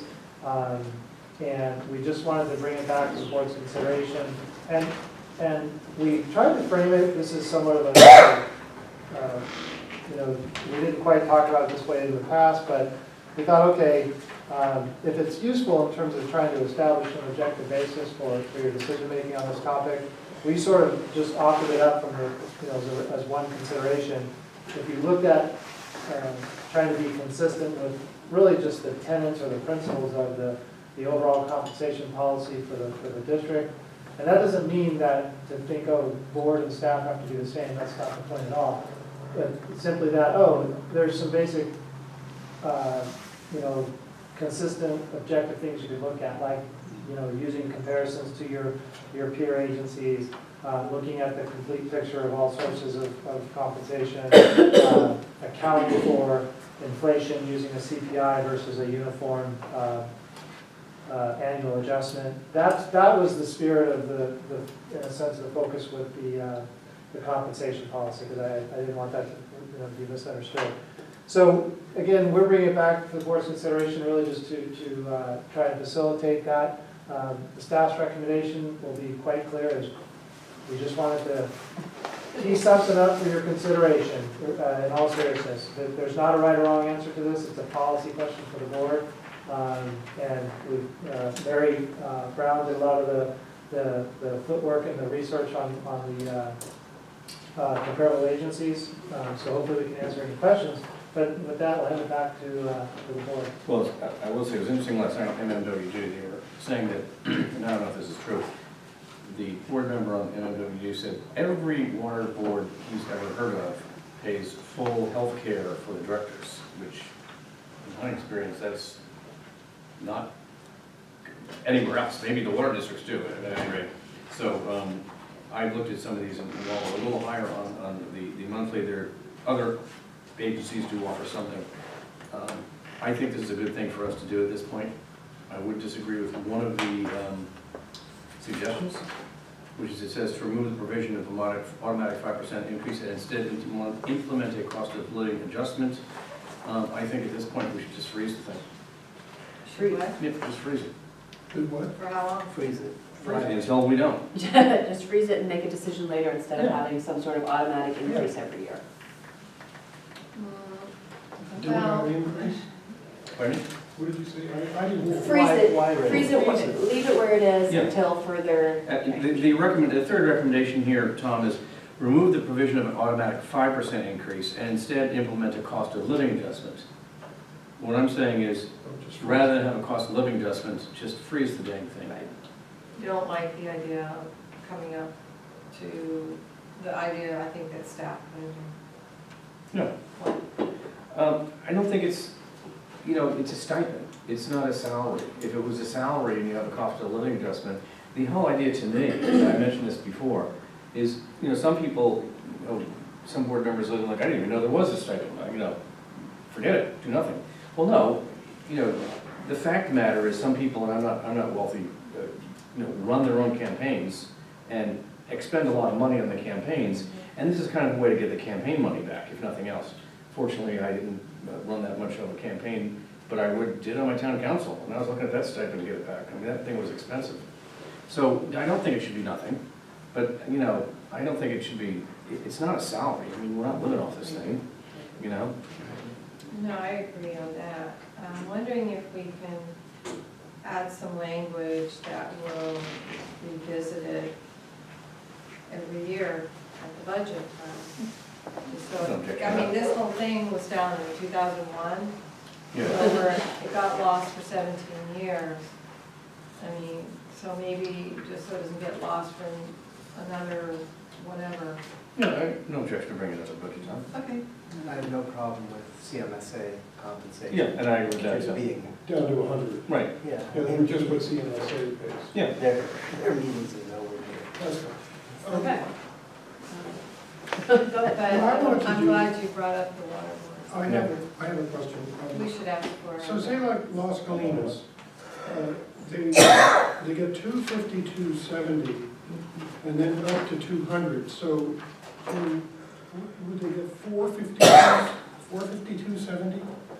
No, they get $252.70 per day of meeting, up to 6, which is the state maximum. Sure. And then they can show an invoice for their health insurance, and they can get $200 toward paying for their premium. Okay, so their monthly could be, if they just have one meeting, 452.70 probably is. But you clarified that was if that health insurance was not employer provided. Is that correct? No, They're like it's only if, some of these are only if the insurance is not provided through their employer. They're only able to get the reimbursement. Okay. But if they were contributing $200 of their own to their employer, I mean, that sounds high, but it's intended to help out with people who are paying their own health insurance solely out of their own pocket. Or $200, say they pay 20% of their employer, and the 20% is over $200, they can pay $200 for that. I'm curious how that grew up, but oh well. Okay, that's what my question was, in other words, it's 450 to, If you don't have insurance. Well, then you've got Central Contra Costa with only 185, but full medical and dental for family, Yeah. life insurance plan. I gotta move to Central Contra Costa. Well, and so, I mean, the IJ reported that there are 2 MMWD directors who are getting their health insurance. All 4 of them. One is, the only one that isn't is Armando. All 4 of them, 4 out of 5. Armando does not, because Armando is a member, he's an employee of the University of California, Merced. And He so doesn't we've show up seen to he's got meetings better ones. either. And by the way, just as a fun fact, he doesn't show up at meetings, he calls them in from his desk at University of California, Merced. So he's the only one not taking the benefits. Okay, my point on this is that, you know, show the stipend and then show the $200. You know, so show the 400. In the same way that you don't even, We should like get West the Valley. jury to do it. West Valley is 15. Sounds like, wait a minute. Mary, I don't think anybody's ever compiled this like this, probably. No. You just called up and asked, Yeah. correct? And you know, this, you could do this for the town councils and for the other districts too, because others, this is just water, Yeah, right? it's a lot of work. I'm getting the grand jury on it. So, I mean, I don't think, after looking at all this, I don't think we're that far off. That's why I didn't say cancel it. Some of these things are way over the You top. see, that's my point. We're way over the top, not us. Well, and health insurance benefits are We're in just. there, but We were close enough to getting written in the IJ. It was close. Well, that's the IJ. Yes. I don't know. Greg? Well, for this particular topic, for the. Yeah. I'm trying to recall. He sent you a letter saying, I've decided not to, it was close, remember? Dick Spotswood? Yeah. I was gonna say. I mean, because somebody. I remember. I mean, so in other words, if I retire next year and I have a copay, let's say I take out an extra fee, could I get $200 towards my? No, because we don't do it. If you got elected with lots of leaves. Yeah. I know, but I'm just thinking, maybe we should talk about it and bring it to the board. But Well, I think anyway, the goal I is do to not not spend feel more money. like we're getting overpaid. I've never felt that way, and I still owe money on my election. Maybe- All right, so maybe I'm- we should have a lifeline thing where if we feel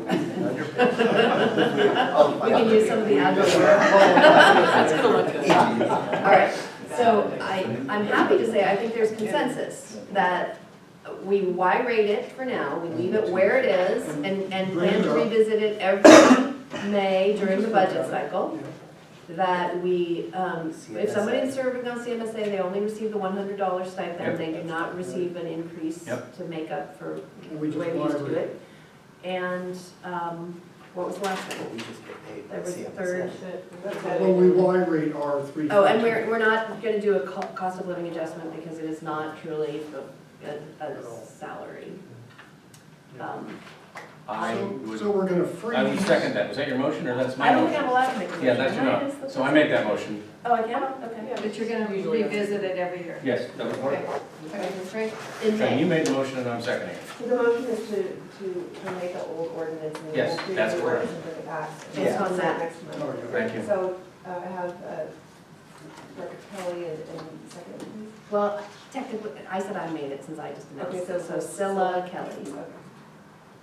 Okay, all those in favor? Aye. Aye. Thank you. I thought that was gonna be much more difficult. We can. I'm glad you took the I vote to lead. reopen it again and make it more difficult. for Oh, them. okay. I'm just calling a past history.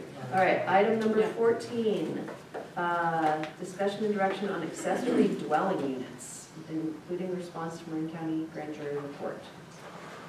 So Greg, I'm gonna start, oh, I'm starting great, on this, I Andrea. know, you guys want to hear from me No, often? there's a lot of law here, isn't there? Here we go.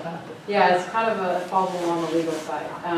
Okay, so you may have been hearing about accessory dwelling units and also known as ADUs, which, as you know, are essentially either attached or detached, but usually attached in this context, residential dwelling units that have their own, that provide independent living facilities. Starting in January, there was a new state law that had the goal of making it easier for people to create ADUs by taking away some of the barriers, including connection fees and requirements to connect to sewer systems. That law was on its face applicable only to cities and counties, which is a little bit strange, but there's a lot of strange things about it. But what I've heard is that the author thought that it would be applicable to special districts as well, except from my perspective, the legislature intended to do what it said it was doing, which was to exclude special districts. So cities and counties are now prohibited from requiring, from forcing folks to pay for ADUs that fall within certain parameters. What we've seen since then, since this took effect, is some special districts voluntarily following the new law on the theory that, well, it really should have applied to special districts because in many cases it's the special districts, not the cities and counties, that are imposing these fees. And also just in the general sense of let's do the right thing. Along those lines, the town of San Anselmo wrote this board a letter, I think it was in March, requesting that Ross Valley voluntarily eliminate fees for these types of ADUs. I believe Marin Municipal and San Rafael Sanitary District have voluntarily agreed to follow the spirit of the law. And there is some pressure within sanitary districts throughout the state to do so, but it's clear on the face of the law that it doesn't apply. Now, there are now bills in the legislature that extend it to sanitary districts. So we should anticipate that at some point this will be applicable to Ross Valley. In the meantime, we do have the town of San Anselmo making the request, and we also have a Marin County Civil Grand Jury report that was released in early April, which you all received a copy of by email, but we have a couple copies here. That it didn't look at ADUs specifically. The title of it is Overcoming Barriers to Housing Affordability Throughout the County. And the report covers a number of different barriers of all different types to affordability of housing. And one of them is that it's just too expensive to build in Marin County. This is one of the barriers. And among the number of solutions they offered, so each one of these barriers, they had a few pages of solutions that they proposed. So it was a very diverse set of issues that were covered in this report. And in the one category of too expensive to build, one of the solutions was accessory dwelling units and support for the recent state law that makes them easier to build. In my experience, most grand jury reports take a look at one agency and make a number of findings and recommendations for that agency. This is, I guess, maybe typical for the Marin County grand jury to, instead of looking at an agency, to look at an issue. And so when a grand jury looks at an agency, that agency is then required by law to respond to the findings. Either you agree with them or you disagree with them, or why, and why. In this case, the list of agencies that they think should respond is a whole page. There's like a few dozen of them. And so the penal code, though, does require that, that agencies that are the subject of these respond. So, so it's appropriate, and the cover letter for the report itself made clear that it's expected that Ross Valley will respond. So that response is due 90 days after the report was made available, so it's due in the first week of July. What we've done is put together a staff report that gives some of the background, and we've put together a proposed response that is really just a start of the conversation.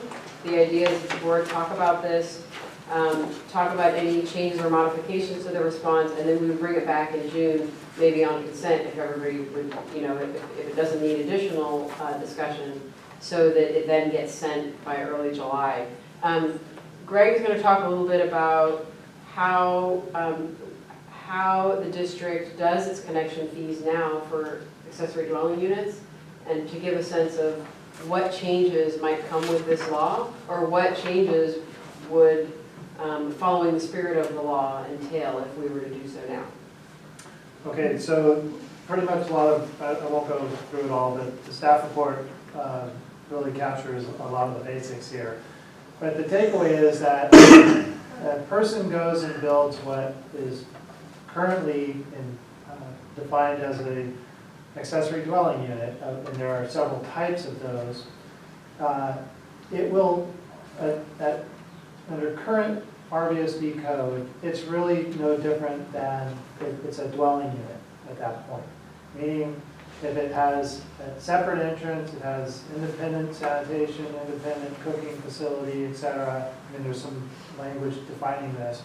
We really don't have a specific way of differentiating between, a cottage built in the backyard, a garage conversion, or one of the new variations, which is the junior ADU you'll hear about, which is even a sort of subset. Right now, we don't have that fine of a definition. So if you come to the district today and you want to permit one of these, you go to the local building authority, you say, I'm going to add a accessory dwelling unit, I'm going to carve out and put a kitchen in and a small bathroom, etc. We're going to treat it as a new dwelling unit, essentially. And we're going to charge you the per dwelling unit minimum charge. And unless they decide to do otherwise, CMSA is going to charge you, their capacity charge as well. And it is, it's a little north of $10,000 in connection charges for that, for that unit. And that's until something changes, that is the answer. And I emphasize that because I know there's a lot of public interest and there's inquiries to the board about, hey, I want to do this, I'm thinking of building this, when are you going to change this? So to Andrea's point, and I think as you can see from the staff report, there's a lot of aspects to this. It's not a simple topic. And so certain stakeholders come at it from an emphasis on one area, like housing affordability, but it's important, I think, in terms of setting policy going forward, that the board look at this kind of from multiple different directions. So that's sort of the point of this last set of bullets in the staff report. And they're really just meant to be questions and suggestive areas to look at as you think about how we want to reframe policy in the future to address this. So first of all, you're wading into the housing topic, and so terminology is important. We don't work in housing terminology as an agency, so we need to be thoughtful about what words you're using. Affordable housing has a definition. Low income has a definition. They're not necessarily the same. And an accessory dwelling unit could be either or neither of those, right? I can build an accessory dwelling unit, I can use it for my in-law, I can rent it on Airbnb, I can rent it for a student at College of Marin, or I could deed restrict it and say it's limited to low income, etc. But the main point is there that the details are important. Not all accessory dwelling units are equal in the world of, are you supporting affordable housing is that your policy intent? I already mentioned this, ADUs come in right now, they come in at least 4 flavors. And each one of those is a little bit different, but what I mean by that is you can have I went and built a brand new 1,100 square foot cottage in my backyard with a new kitchen and a new bathroom and a bedroom, but it's less than 1,100 square feet, it's an ADU, okay? I can take my garage, I can convert it. I could take the inside the footprint of my house, right, and that's the popular one right now, and say, oh, I'm going to take this extra room I never use, I'm going to put a kitchenette, a bathroom, and an outside entrance, I'm going to wall it off, and I'm going to use that. So physically, these things have, at least at this point in all seriousness, they have 4 different ways that you can do these. And then the other important point here, and the Marin County, the grand jury report doesn't go into this, it's not really the focus, but it's very important for us and the other utility districts. There's a term called equivalent dwelling unit. You hear it from staff all the time, because it's like the fundamental unit of measure for wastewater utility service for Ross Valley and for most other districts, and certainly Marin County. And the Marin County tax rules use a thing called equivalent dwelling unit or dwelling unit, and they assign a count to every property, right? We rely on that Marin County tax assessor dwelling unit count to develop our annual charges to every parcel. So far, and I've asked the county planning director, and there's a group of planning directors who are trying to get together to talk about some of these issues. Right now, it's not entirely clear how some of these things are going to be joined together. In other words, next fiscal year, can Marin County tell us with some level of certainty, the following types of ADUs are or are not going to be used to modify dwelling unit counts for those properties. And so these are just some things for, again, for us to kind of keep in mind as we go forward. And then lastly, this is a little bit maybe less important, but if you go build one of these units and you have a building permit value of more than $75,000, we're under ordinance 66, you need to go take care of your lateral. And people have already asked the question, well, I'm doing a junior accessory dwelling unit and I'm, et cetera, am I going to have to do that? Right now, the $75,000 trigger is the trigger. Similar to some of these other issues, would you want, right now the answer I've been giving to people who have asked this specific question is, there's no difference. If you pull a building permit for any of these types of units and you hit the $75,000 trigger, be prepared to comply with the lateral ordinance. And the linkage with the low income and affordability issue is, if I go find out my lateral doesn't work or doesn't pass the certification, now I've got another, pick a number, $8,000 to $10,000 in expenses to repair my lateral or to replace my lateral. So those are just some things that are kind of in the background here. We're not trying to overcomplicate the topic, but I think it's important to kind of tease these out, as you go forward. And one, generally speaking, if we're asked that we agree with the recommendation as it's currently written, well, as it's written, because it's not going to change, I don't think, to be clear, it's fairly broad. It doesn't differentiate between these various types of ADUs. It doesn't differentiate whether they're deed restricted low income, whether they're, market rate Airbnb type units. So a recommendation for a blanket waiver of connection fees for all types of accessory dwelling units, that might be a little too broad. In fact, I would be clear, staff's recommendation is that is probably too broad. So the district's response may want to make that point that, if it might be appropriate to consider waivers for, to the point of affordability and low income or affordable housing, that should have a distinction from market rate ADUs. That's really not it. Otherwise, I think, the recommendation is to keep the response fairly short and sweet. They're not asking us to weigh in on most of the report. It's just a connection fee issue. And I think it's a good idea to bring it back. yeah, and as Andrew has pointed out, the current status of the law is that it doesn't apply to us. But she's also pointed out that there seems to be some bills being brought into the Assembly and Senate, State Senate that are going to bring. It's pending. Well, I think it seems to me that what we thought is that they left us out intentionally, because if I remember what you said the first time when you spoke about this, is that they always say, cities, towns, and special districts, and they left it out, and that had to seem to you that, and now it seems like they kind of went, oh, shoot. Well, it did, and what happened was then I got in touch with some folks who were involved in drafting it, and what I got was kind of a little bit of confusion on the issue, which is a little surprising. Maybe Really? surprising, sausage making. But, so, in any event, perhaps the answer is in the fact that there are now bills clarifying that it will extend to special districts, which maybe that was the original intent. So, regardless of what we do now, this is coming. We should expect that it will apply. But this is coming, from Greg's explanation, it sounds like we're not sure what this is. Are we? I mean, No, you have the yeah. different types of. Well, let me, What is the this? we Is can it probably. The this is that you may not charge a connection fee for an ADU that fits in certain parameters. If it doesn't fit in those parameters, size, within an existing structure, and accessible fire exits, then you can charge a connection fee that is proportional and reasonable.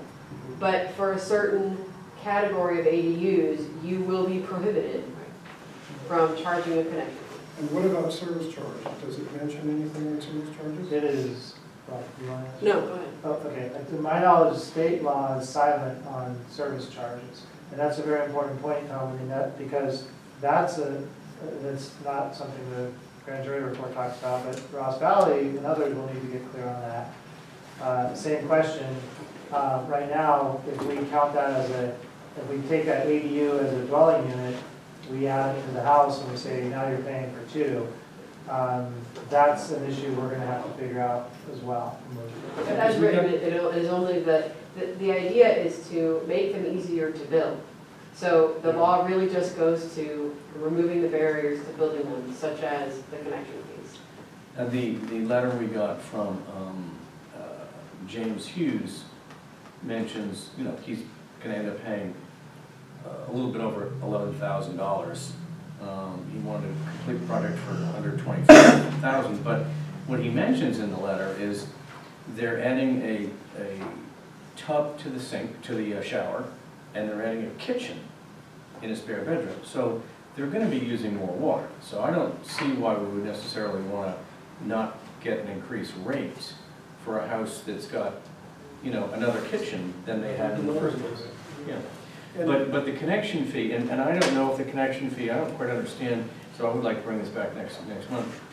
I don't understand exactly what the parameters are. Does this gentleman's house, Greg, to his letter, do you think he'd be waived? Without any changes right now, I think we would say that you got it a dwelling unit, the connection fee charge would be the current charge. And the rate, again, unless something changes, I believe the rate would be, you'd be paying for two. I'm not that concerned about the rate. I think the rate should be for two if you're adding a kitchen and another bathroom and having more people live in the house. He's saying his kids moved out. Yeah, but kids sitting at dinner with mom and dad, and it's a whole different thing. But you said if things don't change, but we're being told right now things are going to be changing. Well, so I think the way that current state law is written, and let's assume that most of the language, in other words, this update that Andrew is describing, really is just closing that exception, so to speak, of that where it's silent on special districts. To my knowledge, and what this is something we'll have to follow, the bulk of the bulk of that law that's now on the books is what we're working with. And in terms of dwelling units or ADUs,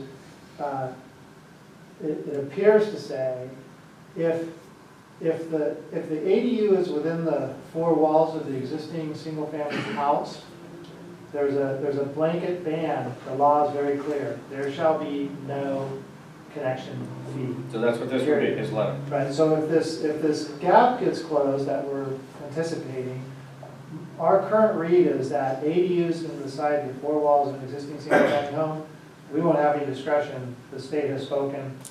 There's not going to be any connection fee charges. Other types of ADUs, like the conversion of a garage or an accessory building, or the building of a new, little cottage, the law appears to allow for, it makes a distinction, and it appears to allow for reasonable and proportional connection fees. It doesn't require a new physical lateral, and that's one issue, and that's not what we're asking either, but it does allow for a reasonable and proportional connection fee. And we were involved in talking about this with CASA, or through CASA, I should say, in the run-up to the current state law, because this was being tracked. And I believe that was one of the aspects that CASA was successful getting in there. And what it does is it allows districts like ours to look at some proportional approaches, like plumbing fixture unit count. Yeah. Right? So now instead of, we know that we have an allowance of how many, 23? So there's a definition of 23 fixture unit counts for a single family residence, right? A sink, a toilet. So we could say, okay, well, you're putting in 5 fixture unit counts. That's 5 divided by 23 times the connection fee. So now it's a much more modest fee, and it's proportional and consistent to something we can measure at the permit counter, and so to speak, and inspect. And it's the fixture unit count. And it's a very standard way on the other side of the equation from water utility, the use of fixture unit counts. So there is a way we can going forward, and this is looking a little bit beyond the grand jury response topic, but for our ordinances and how we handle these, we probably can look at some proportional fees, just like that we're, use fixture unit counts, and give us your plans. Okay, you're putting in this. Okay, that's 7 fixture unit counts. Again, the 7 divided by 23 times the fee, the full fee, that's what we'd ask you to pay. I'm just throwing it out this evening as an example of the kinds of approaches we could develop. But until we get to that, right now, it is what's on the books. I misunderstood what you just said. So you're adding 7 units divided by 23, because 23 is 23 fixture units so a fixture unit is a standard measure, like that's developed by the Uniform plumbing. thank you, Uniform Plumbing Code. So any typical sink, toilet, water using feature that you might want to put into a new residence, it has a industry standard fixture unit count assigned to it, right? So if you put in a big generous sink with 2 faucets and all that, it's going to count more than a small utility sink. And those are, the nice part about those is the industry standards that are already out there. So we literally can say, show us your plans, show us what you're building, and we can develop a fixture unit count. Okay. And we can proportion it to the 23, which is the number we've assigned to a typical single-family residence. So it would be a portion of that $5,488. Yeah, if you only put in 1/5. Now I understand why you're dividing by 23. Yeah, sorry, but yeah. Yeah, got it, okay. So these are things we can be considering in the future going forward. They're a little bit beyond the scope of the response to the grand jury, but that's why there's a lot of interest. Well, and, I mean, originally I thought, so you could build an in-law unit or something on your own property, and it wouldn't really contribute toward the affordable housing stock of Marin.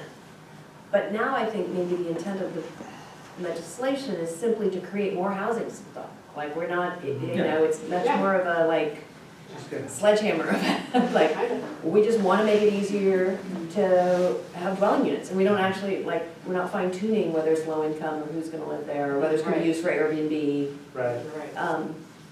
Okay, well, I mean, So we're transforming the cost of new development onto current users, because we're not collecting anybody for. right, they're getting free by It shifts the burden away from the individual and everybody else. And I'll tell you another thing that's really important is there's a lot of single-family units, accessory use code 11s, that have 2 homes. And so we charge them 2 EDUs. Remember we had somebody come in here and he had a kitchen and an outdoor place, and we charge him 2 units. And there's a number of those, like maybe 300. And we might lose, service units if they force it on the service charge. right. If Well, I haven't seen that yet. Yeah, we haven't Have you seen that? So we haven't seen We that, haven't that's seen the why I service asked. charge. Okay. Alicia, did you want to say something? I was just gonna say that I think one way to think about the conversation surrounding an affordable unit when we're talking about these ADUs or second units or grand units or in-laws or whatever the, nom du jour is that they tend to be smaller dwelling places. And so I think that sort of accounts for maybe their affordability, is that they're less expensive, generally speaking, than a larger place that you might rent. Not 4 bedrooms. Not 4 bedrooms, yeah, so when you think about affordability and low income, and I think you're right, there's a lot of different ways of thinking about them, and there's a lot of different ways of categorizing them, but the affordability, I think, may be directly related to just that they're smaller. So you want, you would like for us to tonight respond to the grand jury? Well, so the only thing the board needs to do at this point is to consider how to respond to the grand jury report. And we threw in some just general, Greg had other thoughts about whether a blanket waiver is really appropriate, but the question at this point is, what point should we add to or include in the response, if any additional ones, in terms of bringing something back in June? So what you've done with these bullet points here, is that what you want? No, the attachment A is, of the multiple recommendations in the report, the only one that's really relevant to this issue is R5. I mean, I did some editing of it just because, at first I read voluntary compliance, like how can we voluntarily comply with something?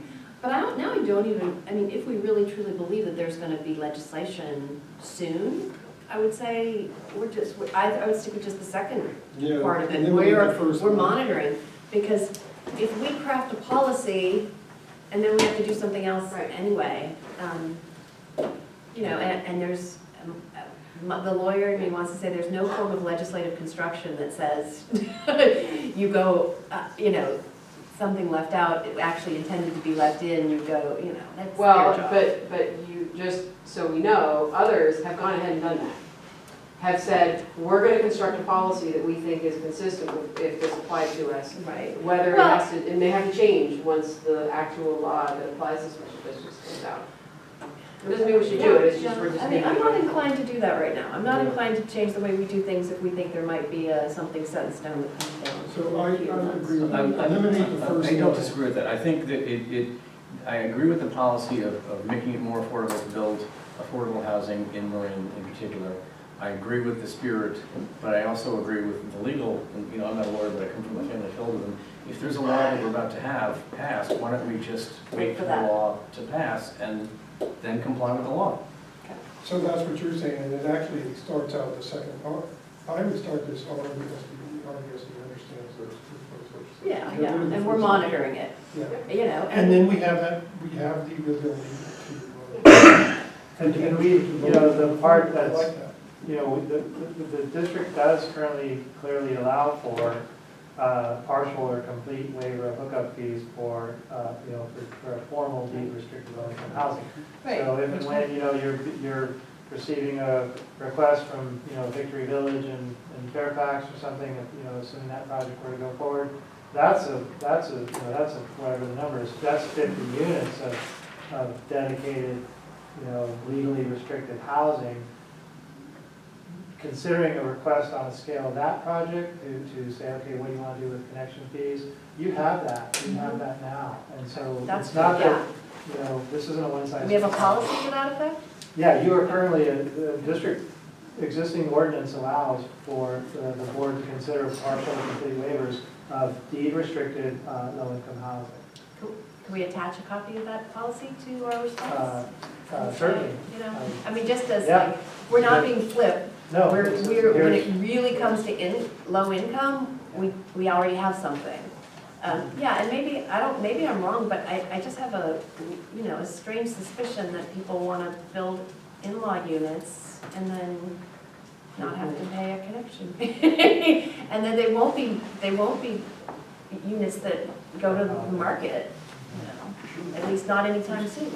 And you know, No, I think a lot of them will. I think this guy who wrote this letter, you know, his kids moved out, and he's gonna use that to increase his income. Right, he's so gonna rent it doesn't out. necessarily- He's gonna rent it out, but he's gonna make money. I mean, you know, Yeah, it's not low income necessarily. it's not low income necessarily, but it gets to, I thought you said this, Mary, that you think Increasing the number of. they want to increase the number of houses, period. Right. And they're gonna enforce that law, because that's what they're doing to the cities and towns right I now. wonder what Ned thinks about that. What, who? Marin against density. Oh. Who knows? All right, is that clear I enough? think we have the direction we Yeah, need. thank you. All right, great. All right, item number 15, verbal report by board members and staff, request for future items. Anyone? I'll send you the minutes on North Bay. Great. And I'm also going to send, there's a speaker coming up at our next meeting, it's supposed to be some major scientist, and that's the first Friday of the month, and it'll be up in Novato City Hall at 9:30 in the morning, and I don't remember who it is, but they're all excited about it, and they're going to videotape it, and it's somebody on climate change, I think. Yeah. So I'll do that, I'll send it to Mary. Thanks, Mary. Future item that I think we should start to be prepared to discuss when we start to discuss the Larkspur Landing property is right now we have our operations yard on probably 2.5 acres, probably the most valuable Courtyard. acreage In in the the world. entire bay. And it might make some sense at that time to move the aforementioned operations yard. And I have been just asking around and talking to Greg and also to Jason, there's an acre of unused corporation yard at CMSA.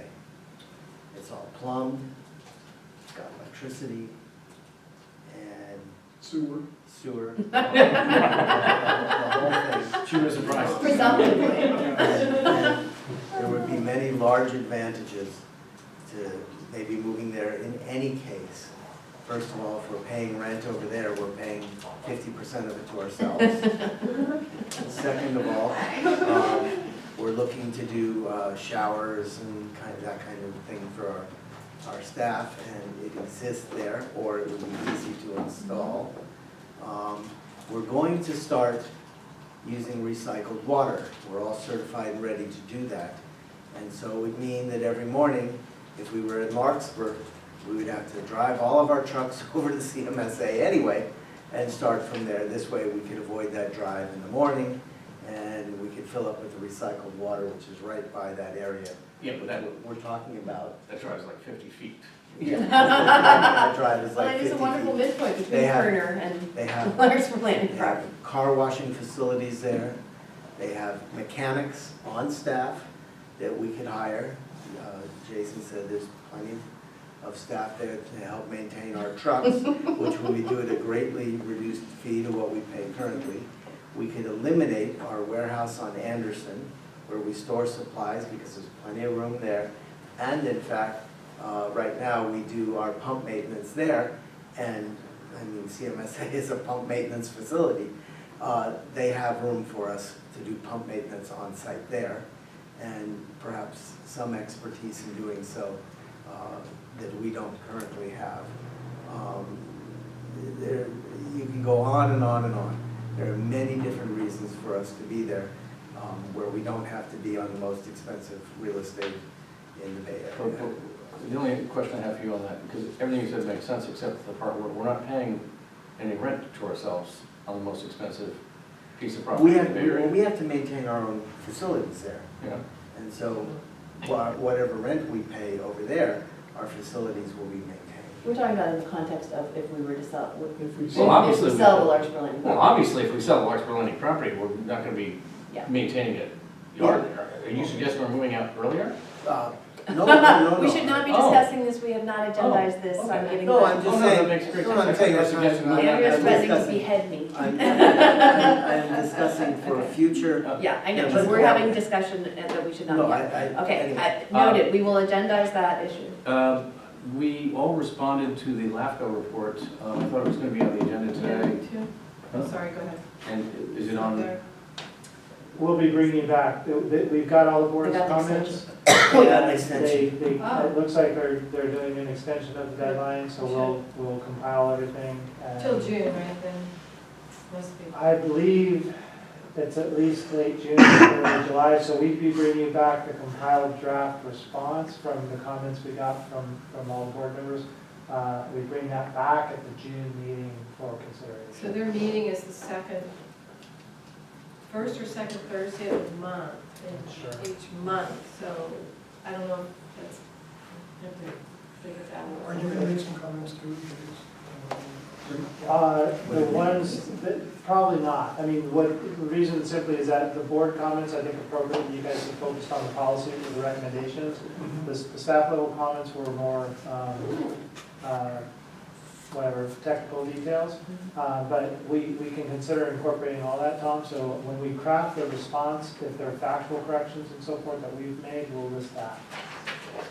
Okay, yes, I Tom. went to the county building today to get population information, because it's very important for everything for rating agencies.